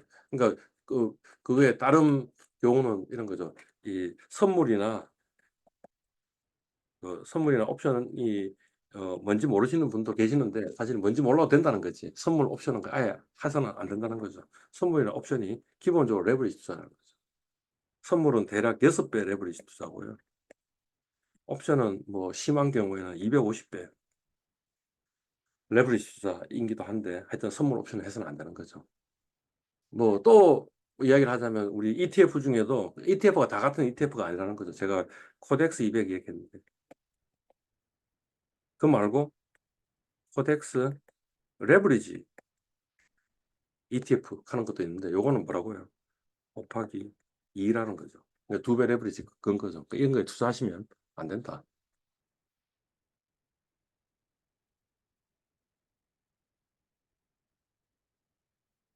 뭐 과시는 사실은 이 투자에서만 우리가 그 이 봐야 되는 그런 거는 아니고요. 어 그 그냥 일반적인 우리 생활에서도 이 과신이라는 게 상당히 심각한 것이 이제 벌어질 수 있는 거죠. 그래서 대부분의 사람들은 자기가 능력이 있다라고 생각을 하는 거죠. 어떤 사람은 자기 능력이 없다라고 생각하는 사람이 있죠. 그럼 그 사람은 어떻게 하겠어요? 굉장히 괴롭겠죠. 그죠? 예. 그거를 인지적 부조화,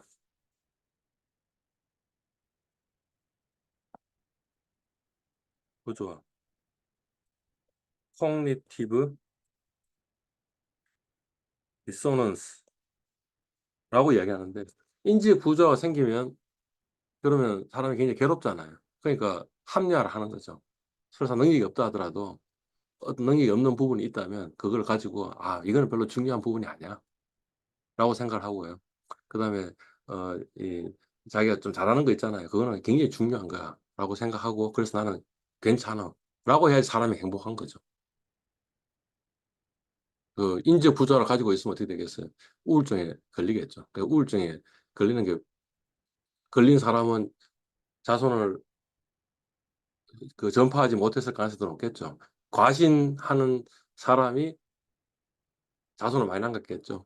내 능력이 과신하다고 생각하고 내가 잡을 수 없는 동물을 잡으려고 하다 보니까 굉장히 큰 동물을 잡았고 그거 가지고 먹고 우리가 생존해 가지고 자식을 낳은 거고 '아 나는 능력이 없어.'라고 생각하고 뭐예요.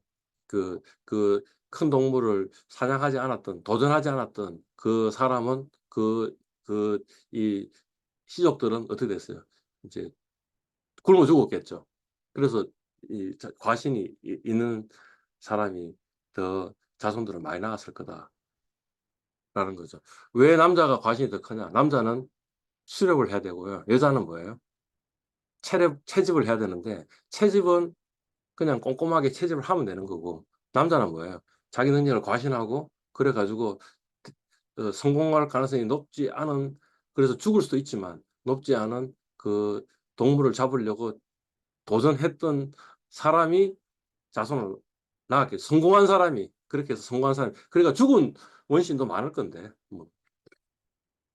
그래서 우리는 항상 우리의 능력을 너무 과대평가하는 경향이 있습니다라는 게 과신의 이야기입니다. 예.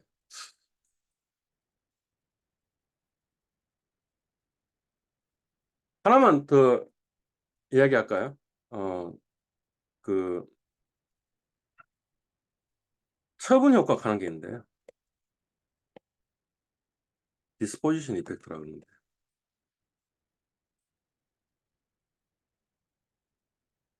어 어 이 디스포지션 이펙트는 뭐 어떤 거냐면 이익은 너무 빨리 실현하고 손실은 실현을 지연시킨다라는 게 디스포지션 이펙트라고 이렇게 이야기를 합니다. 카네만이 뭐냐면 전망 이론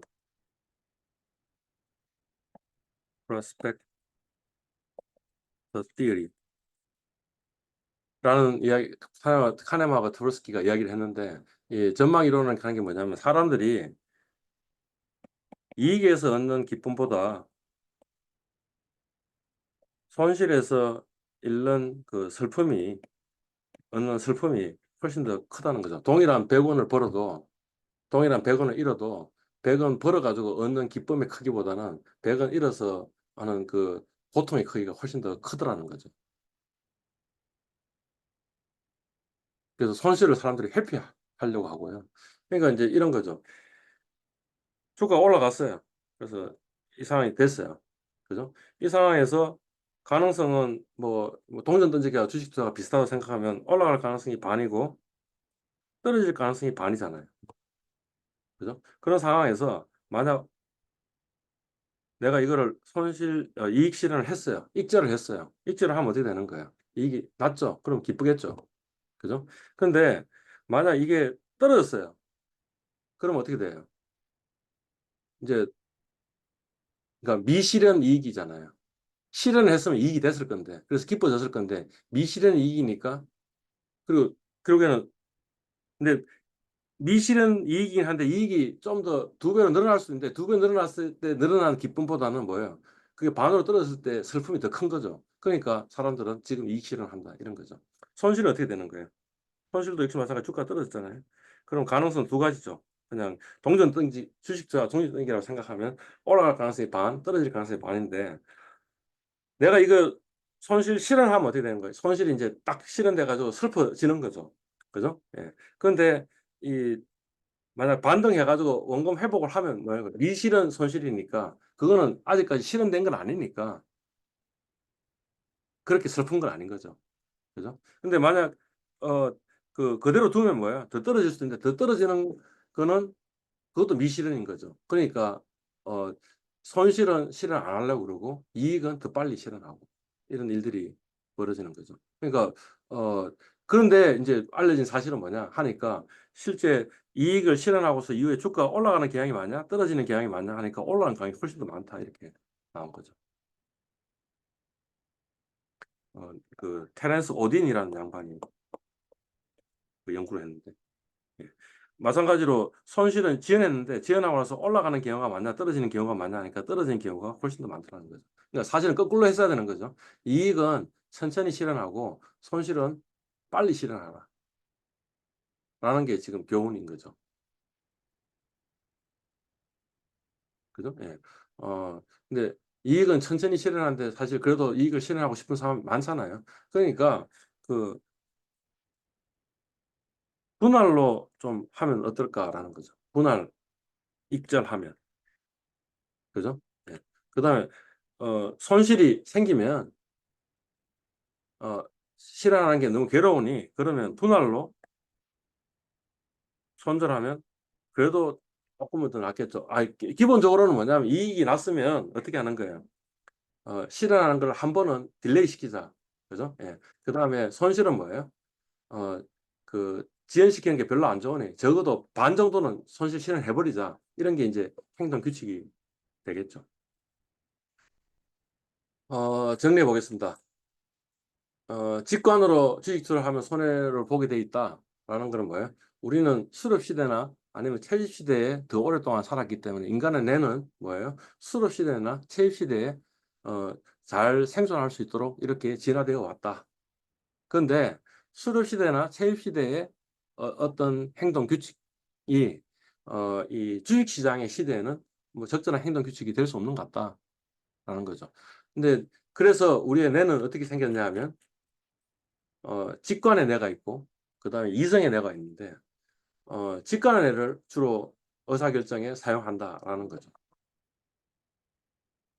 근데 실제로는 이성의 뇌를 작동해야 되는데 이성의 뇌는 직관의 뇌로 답이 잘 안 나올 때 그럴 때 깊게 생각할 때 그때 이성의 뇌가 작동을 하는데 주식투자는 이성의 뇌를 사용해야 된다. 근데 사람들은 직관의 뇌를 사용한다. 그러니까 본성대로 투자하면 손실을 보게 돼 있다. 어 히 행동 편향이나 아니면 휴리스틱 두 가지를 휴리스틱은 제가 지금 예를 안 들었네요. 그죠? 행동 편향의 두 가지 예를 들었는데 하나가 뭐냐면 과신이다. '내 능력이 별로 높지 않은데 높다.'라고 생각한다. 처분 효과는 뭐예요? 이익은 너무 빨리 실현하고 손실은 실현을 지연한다. 그게 처분 효과. 우리의 어떻게 피할 수 있는 방법은 뭐 어떤 거냐 하면 내가 과다 거래할 가능성이 높으니까 이왕이면 과다 하지 않는 쪽으로 뭔가 행동 규칙을 만들어 주는 게 좋겠다. 뭐 이런 것들이 있다. 레버리지 투자는 안 하는 게 좋겠다. 이익은 한 번은 참자. 이익 실현하는 거는. 손실 실현하는 거는 반은 일단은 손실 실현하자. 뭐 이런 게 행동 규칙이 되겠죠.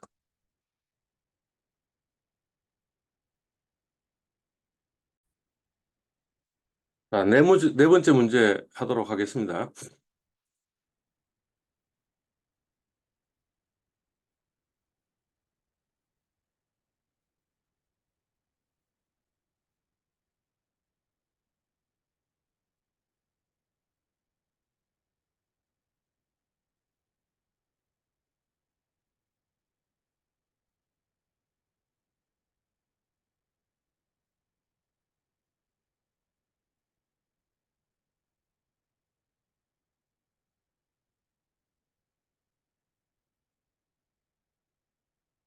응?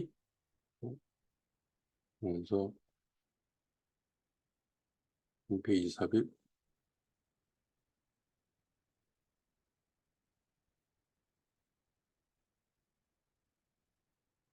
예.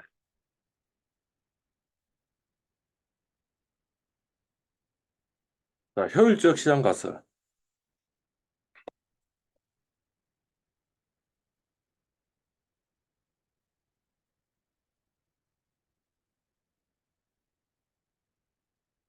efficient market hypothesis. 자, 이걸 이야기한 사람은 유진 파마 교수이고 저의 지도 교수라고 이야기했죠. 그래서 저한테는 할아버지 지도 교수고 여러분들한테는 정조 할아버지 지도 교수 이렇게 이야기를 했습니다. 한 게 아니고 앞으로 할 겁니다. 예. 효율적 시장 가설이라고 적혀 있으니까 아마 시장이 효율적이다라고 이렇게 이야기를 하는 거죠. 예. 시장이 효율적이란 말이 무슨 말이냐? 어떤 정보가 있으면 그 정보가 가격에 즉각적으로 완전하게 반영이 된다라는 이야기입니다. 그러니까 이 이야기로 보건대 뭐냐면 새로운 정보를 내가 획득했다고 해서 획득한 걸 가지고 그것 가지고 어 돈 벌기는 굉장히 어려운 거죠. 왜냐하면 바로 그냥 반영이 될 거니까. 이런 이야기입니다. 예. 그게 인제 그 효율적 시장 가설이 이야기를 하고 있는 거고요. 어 쪼끔 더 나가 보면 이런 거죠. 가격이라는 거는 내일의 가격이라는 거는 오늘의 가격 더하기 이 오늘부터 내일 사이에 들어오는 어떤 뭐 뉴스일 수도 있고요. 또는 잡음일 수도 있는데 그죠? 예. 그리고 뉴스는 아마 무작위일 거라는 거죠. 뭐 올라가는 뉴스도 있고 떨어지는 뉴스도 있고. 그죠? 예.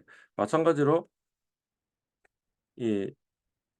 이 잡음이라는 거는 기본적으로 무작위적이죠. 그러니까 결국에는 뭐냐면 오늘까지의 정보를 가지고 내일의 가격을 예측한다면 가장 좋은 예측치는 '오늘의 가격이 될 것이다.'라는 거죠. 만약 시장이 그 비효율적이라면 그 말은 무슨 말이냐 하면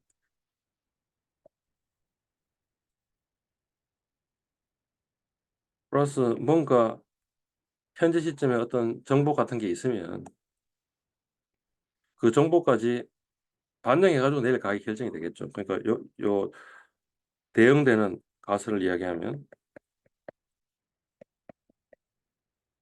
요거를 알게 되면 그러면 '내일 가격을 좀 예측할 수 있지 않을까.'라는 생각을 할 수 있겠죠. 근데 어 이게 효과가 없습니다. 그래서 결국에는 뭐냐 하면 "내일 가격의 가장 좋은 예측치는 오늘 가격입니다." 하는 게 인제 효율적 시장 가설이 되겠습니다. 좀 더 구체적으로 이야기하면 요 가설을 보고 뭐라 그러냐면 무작위 행보 가설 랜덤 워크 하이퍼세시스 라고 이렇게 이야기를 합니다. 그러니까 주가는 뭐냐면 마치 술 취한 사람의 걸음걸이와 똑같아 가지고 다음번 이 사람의 발이 어디에 위치했을까를 앞으로 갈 수도 있고 옆으로 갈 수도 있고 왼쪽으로 갈 수도 있고 오른쪽으로 갈 수도 있고 뒤로 갈 수 있으니까 결국에는 이 사람의 위치는 뭐냐면 그냥 '현재의 위치가 가장 좋은 예측치일 것이다.'라는 게 무작위 행보 가설 이 이야기를 하고 있는 거죠. 유진 파마가 자기 박사학위 논문으로 인제 효율적 시장 가설을 처음 테스트했는데 그때는 뭐냐 하면 요 무작위 행보 가설을 사실은 테스트한 게 되는 거죠. 그러니까 효율적 가설 안에 좀 구체적인 가설들이 여러 가지가 있을 수 있는데 그중에 하나다. 빈 페이지를 제가 여러 장 삽입했는 것 같은데 여러 장 삽입을 안 했군요. 끝페이지 오케이.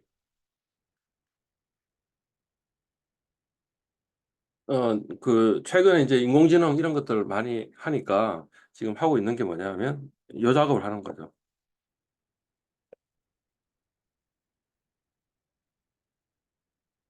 어 오늘까지의 정보를 가지고 내일 가격 결정하는데 그거에 '오늘 가격 말고 플러스 요게 좀 있지 않을까.'라고 생각을 하는 거죠. 어쩌면 요게 좀 있을 수도 있습니다.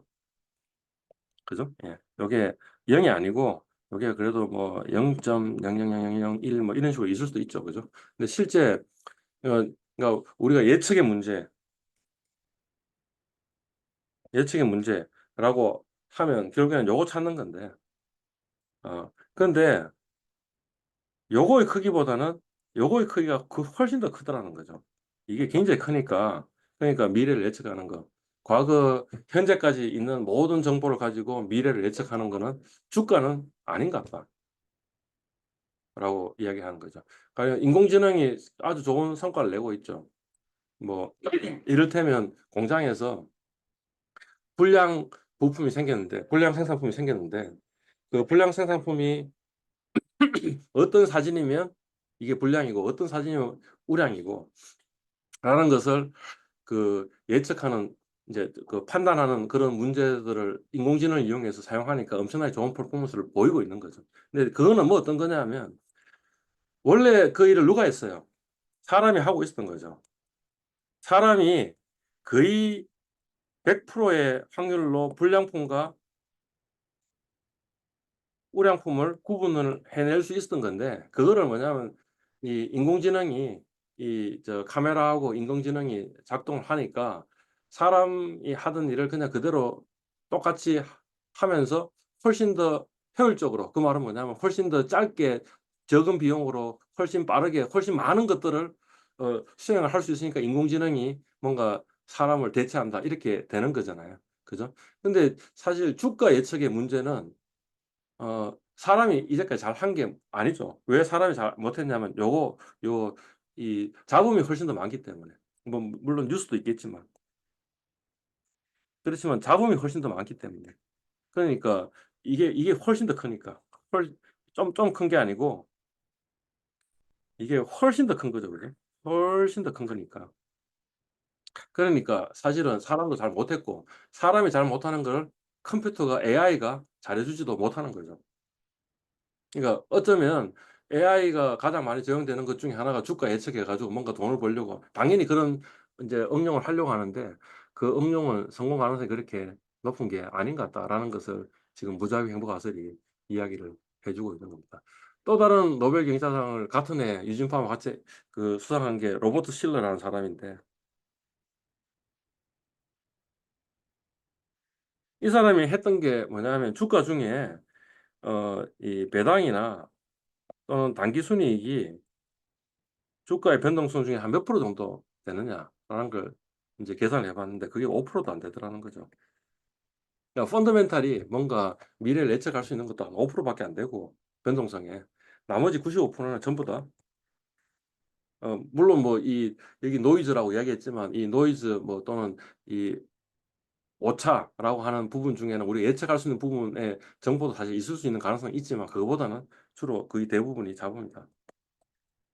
그러니까 주가 변동을 보고 뭔가 이 저 미래를 예측하려고 하는 시도, 그게 뭐냐면 비율수 분석인데 별로 그 성공 가능성이 별로 없는 것 같다. 뭔가 패턴 인식해 가지고 미래를 예측하는 거, 이런 거 별로 소용이 없는 것 같다라는 게 이제까지 알려진 사실이다라는 거죠. 오케이. 자, 그러면 왜 시장이 효율적으로 아 왜 시장이 효율적으로 이야기하기 전에 효율적 시장 가설을 다시 정리해 보면 뭐죠? 정보가 가격에 즉각적으로 완전하게 반영된다라고 이야기했죠. 뭐 또 다르게 이야기하는 거는 뭐냐면 이런 겁니다. 현재 주가가 본질 가치가 있을 건데 그 본질 가치하고 같지 않겠냐라고 이야기하는 거죠. 만약 주가가 본질 가치보다 낮다라고 합시다. 그럼 우리 뭐 할 수 있습니까? 매수할 수 있겠죠. 매수하면 어떻게 돼요? PT가 올라가겠죠. 만약 이렇게 돼 있다면 매도하겠죠. 그러면 PT가 떨어지겠죠. 그래서 결국에는 뭐예요? PT는 가격은 가치로 되돌아가지 않겠냐. 그게 효율적 시장 가설 이 이야기하고 있는 이야기가 된다는 거죠. 예. 그리고 지금 제가 중요한 이야기를 했습니다. 뭐 어떤 걸 이야기했어요? 뭔가 불일치하면 그게 돈 벌 수 있는 기회죠. 돈 벌 기회죠. 그러면 뭘 해요? 돈을 벌겠죠. 예. 이걸 차익 거래라는데 경쟁적인 차익 거래를 하게 되고 그 결과 시장은 효율적으로 가격은 가치와 일치하게 된다라는 게 효율적 시장 가설이 이야기를 하고 있는 겁니다. 제가 인제 예화를 한번 들어볼게요.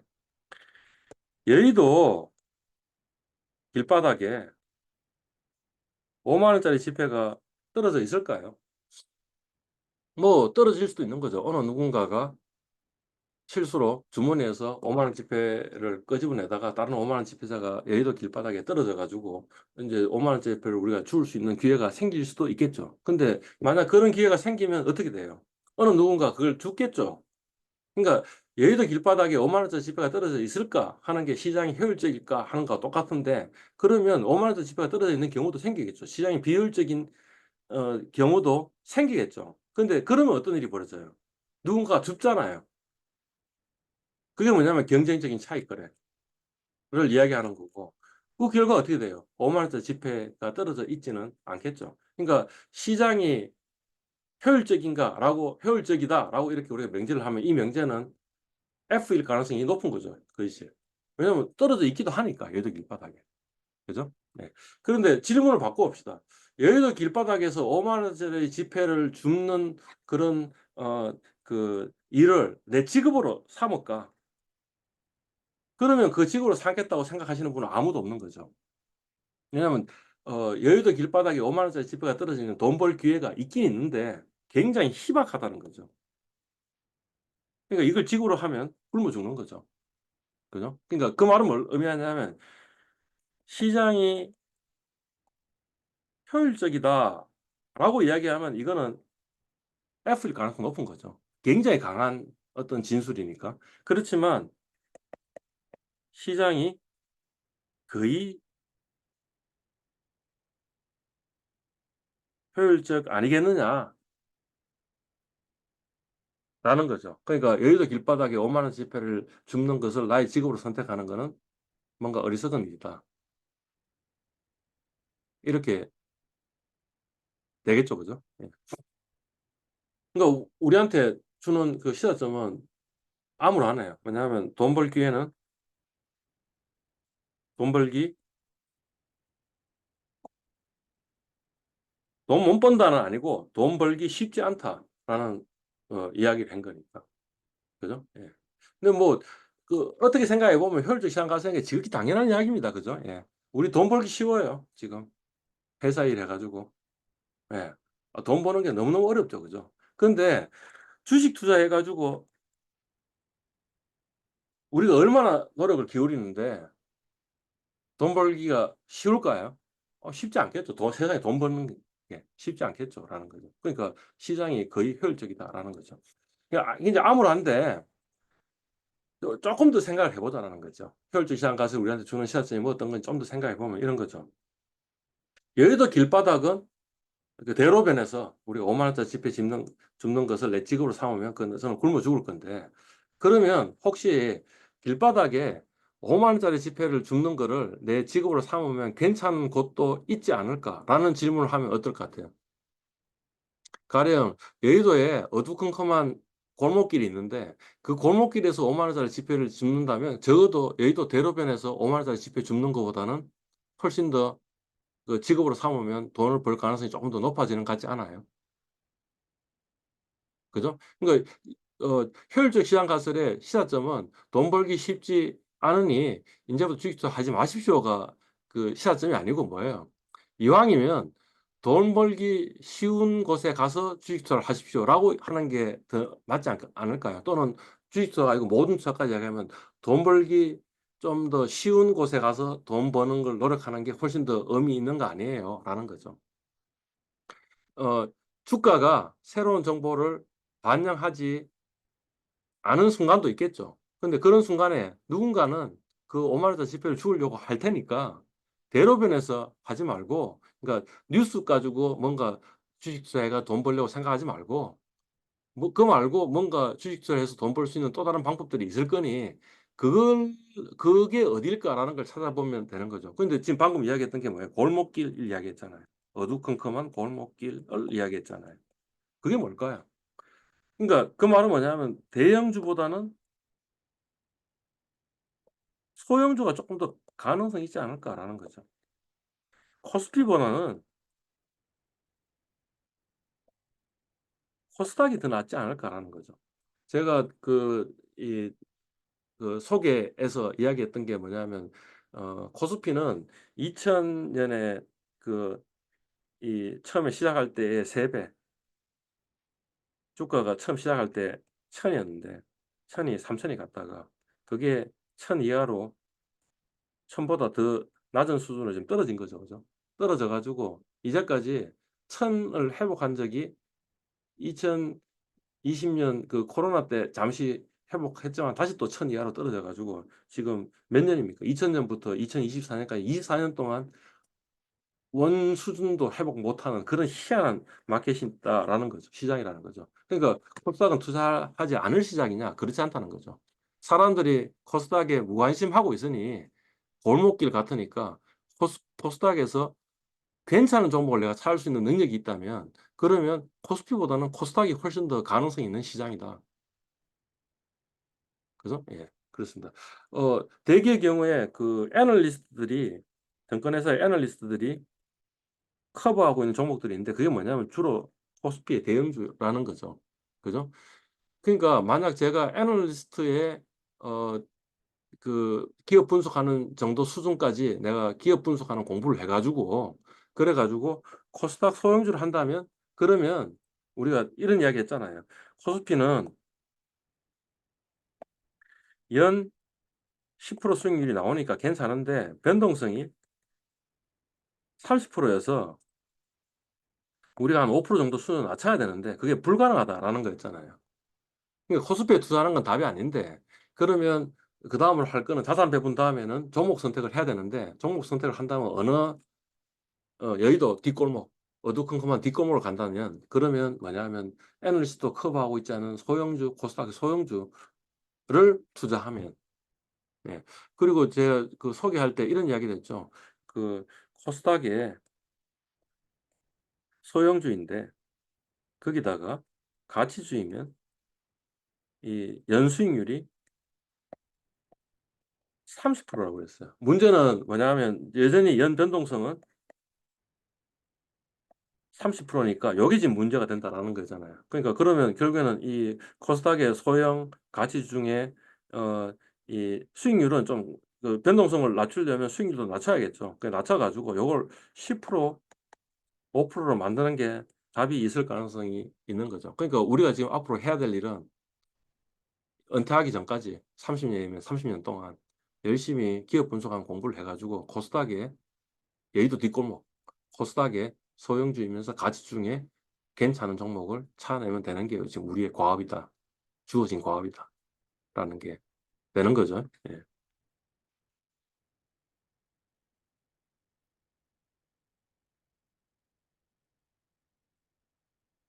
효율적 시장 가설에서 또 유진파마 교수가 한 이야기가 뭐냐면 약형, 그다음에 중강형, 강형. 약형은 정보가 뭐 어떤 거냐면 시장 정보. 그러니까 과거에 가격, 거래량, 시장에서 만들어지는 정보들 있죠. 요걸 가지고 미래를 예측하는 것은 불가능합니다. 라고 이렇게 이야기를 한 거죠. 과거의 가격이나 거래량을 분석해 가지고 패턴을 찾아내 가지고 주가를 예측하는 거. 그게 뭐냐면 기술적 분석인데 또는 그 저 주가가 올라가니까 그다음에 사 가지고 하는 거. 그게 추세 추종 뭐 영어로는 모멘텀 이런 식의 투자를 해 가지고는 돈 벌 수 없다라는 게 뭐냐면 약형 효율성 이야기예요. 중강형은 뭐냐면 공적 정보입니다. 그러니까 널리 많은 사람들이 알고 있는 정보 그러니까 뉴스도 그런 거죠. 어떤 사람은 뉴스를 가지고 먼저 가격이 반영 안 되면 먼저 사 가지고 뭐 하려고 하는데 그렇게 해 가지고 돈을 못 번다라는 게 인제 중강형인데 시장은 중강형만 효율적이라면 뉴스 가지고 매매하면 안 된다라는 걸 이야기를 하고 있는 거죠. 또는 공적 정보 중에 기업의 중요한 정보는 공시를 하죠. 그죠? 그러니까 공시 정보 가지고 뭐 해도 그 '돈 벌 수 없다.'라는 게 중강의 효율성. 공시 정보 중에 그 연간 보고서도 있죠. 또는 분기 보고서도 있고 반기 보고서도 있죠. 그죠? 그 안에 보면 재무제표도 있죠. 뭐 그 자산 상태표, 예, 재무 상태표, 예, 재무 상태표, 밸런시 스테이트먼트, 그다음에 손익계산서, 그다음에 현금 흐름표 이런 거 분석해 가지고도 돈 못 번다. 예. 이런 거 분석해 가지고 하는 게 이런 것들 포함해서 여러 가지 기업을 분석하는 게 기본적 분석. 구체적으로는 기업 분석. 근데 이것도 쓸모없다라고 주장하는 게 중간이야. 그죠? 예. 강행률성은 뭐 어떤 거냐면 널리 사람들이 알고 있지 않은 겁니다. 사적 정보. 이런 겁니다. 예. 그래서 뭐 기업의 내부자는 좀 더 알고 있으니까 내부자는 뭔가 돈을 벌지 않을까. 펀드 매니저는, 애널리스트는, 그죠? 뭔가 딴 사람은 갖고 있지 않은 정보를 가지고 있지 않겠냐 이런 거죠, 그죠? 근데 이 학술 연구의 결과에 하면 시장은 약행 효율적인 것 같다. 과거에 어떤 주가나 아니면 가계 거래량 가지고 미래를 예측하는 거는 어, 안 되는 것 같다. 그죠? 예. 그다음에 시장이 중간에 효율적이냐? 이것도 대체적으로 그런 것 같다. 공시정보나 뉴스나 이런 것들을 가지고 돈 벌기는 쉽지 않은 것 같다. 그죠? 예. 시장이 강의 효율적이냐? 내부자는 뭔가 위험을 고려하더라도 초과 수익을 올리는 것 같다. 펀드 매니저하고 애널리스트는 아닌 것 같다. 굉장히 암울한 이야기를 우리한테 해주고 있네요. 그러니까 뭐 그냥 그 이야기를 하면 이 저 서점에 어 저 주식 관련된 그 서가를 가보면 거의 대부분 한 60, 70%가 길속 분석인데 길속 분석 책은 볼 필요가 없다라는 거고요.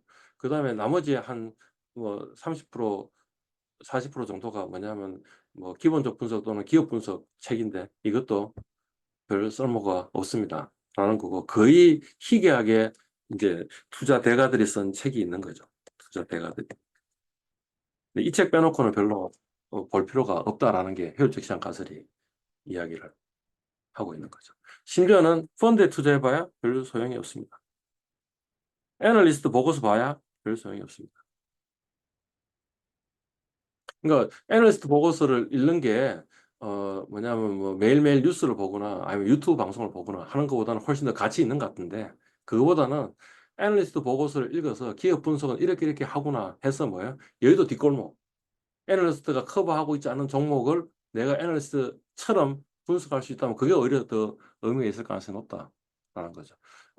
그다음에 펀드 매니저 별로 이렇게 그 초과 성과를 내는 것 같지 않으니 그러니 뭐예요? 이 액티브 펀드에 투자하지 말고 시장 지수를 뭔가 이 보다 더 나은 성과를 내려고 노력하는 그런 펀드에 투자해봐야 저 펀드 보수 내고 나면 오히려 더 손해더라라는 거죠. 그보다는 뭐에 투자하는 거예요?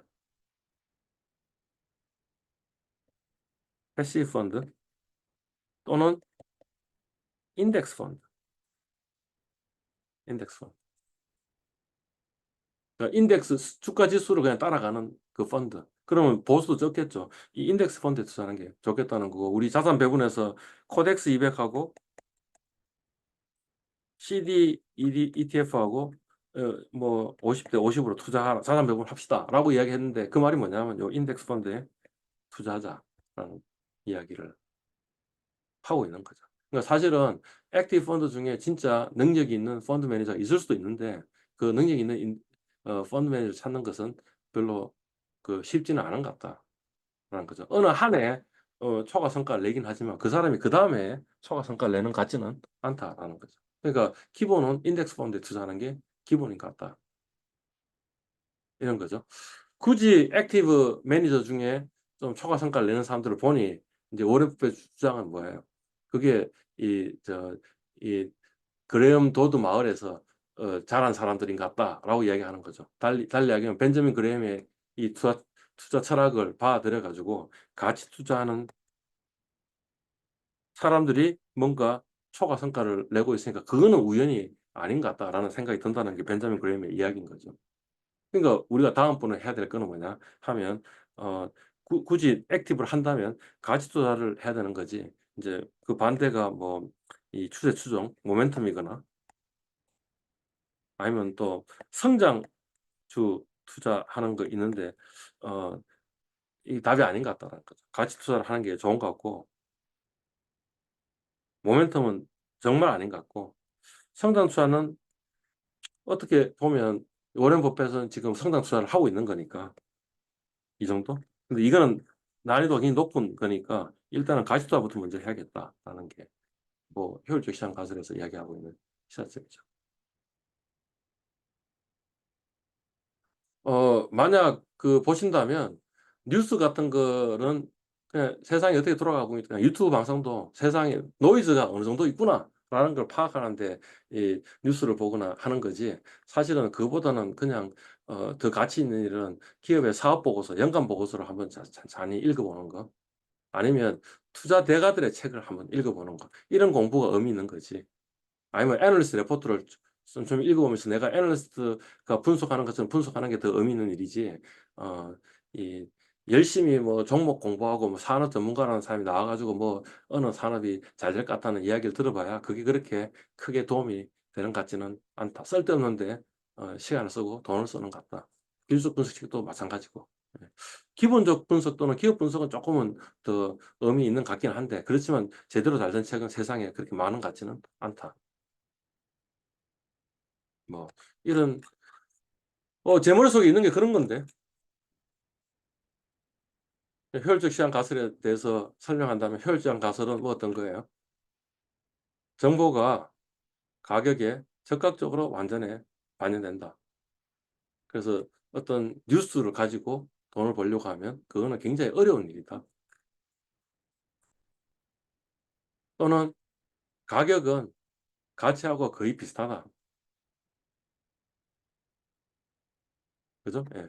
그러니까 인제 이 우리가 투자 이런 일 우리 매수할 수 있는 기회는 흔히 일어나는 게 아닐 거다. 그러니까 매번 사고 매번 팔고 한다면 이미 그 자체가 잘못된 것일 것 같다. 그런 거였죠. 왜 이 효율적 시장이 성립하느냐 하면 뭐예요? 다르면 사람들은 경쟁적인 차익거래를 하게 되고 결과가 시장은 효율적으로 바뀔 것이다. 그러니까 이왕이면 덜 경쟁적인 이왕이면 좀 소외된 곳에 가서 투자하는 게 좋을 것 같은데 그죠? 예. 시장이 거의 효율적일 거라는 거죠. 그러니까 이 유진파마가 자기가 이렇게 얘기한 거죠. 이 진술은 굉장히 어 강한 진술이죠. 그래서 뭐라고 붙여 놨냐면 hypothesis 가설이라고 붙여 놓은 거죠. 그러니까 꽤 맞을 것 같지만 완벽하게 맞지는 않다는 걸 본인 스스로 지금 이야기를 하고 있는 거죠.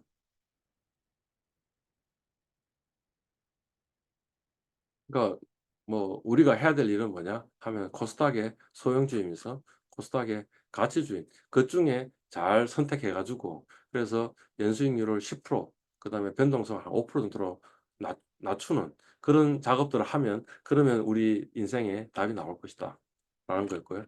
뭐 시장 정보는 거의 다 반영돼 있다고 보는 게 무방한 것 같다. 예. 공적 정보는 그거보다는 반영이 덜 돼 있을 가능성이 있는데 그렇지만 그래도 이것도 거의 반영돼 있어 돈 벌기 쉽지 않다고 생각하는 게 낫겠다. 예. 사적 정보 중에조차도 펀드 매니저나 애널리스트를 이용하는 게 별로 그렇게 도움이 될 것 같지는 않다. 예. 혹시 내부자를 따라가려면 따라가는 거는 의미가 있을 수도 있는데 그것도 뭐 이 내부자 이야기대로 했는데 이미 그게 반영이 돼 있어 돈 못 버는 경우도 많은 것 같다. 그러니까 결국에는 뭐예요? 내가 가치 평가를 할 수 있어야겠다. 기업 분석을 통해서 가치 평가를 할 수 있어야겠다. 굳이 이야기하자면 가격이나 거래량 이용한 어 기술 분석 이런 거 해 봐야 별 도움이 안 되는 것 같다. 뉴스 열심히 들어 봐야 별 도움이 안 돼. 세상이 어떻게 돌아가고 있고 잡음이 어느 정도 있는지를 보기 위해서 유튜브 방송도 보고 뉴스도 보고 하는 거는 의미가 있겠지만 그냥 고 정도로 보는 게 의미 있는 것 같다라는 거죠. 뭐 연간 보고서, 사업 보고서를 읽어 보는 거는 의미 있는 것 같다. 이 사업에 대해서는 이해를 할 수 있으니까. 예. 애널리스트 보고서 보는 것도 의미 있는 것 같다. 근데 애널리스트 이야기를 다 믿지도 말아라. 그 사람들 말이 맞는 것도 아니다. 애널리스트 보고서를 읽는 이유는 애널리스트가 어떻게 기업 분석을 하는가라는 걸 가지고 애널리스트가 분석하지 않는 기업을 내가 분석하면 그때는 기회가 있는 것 같다.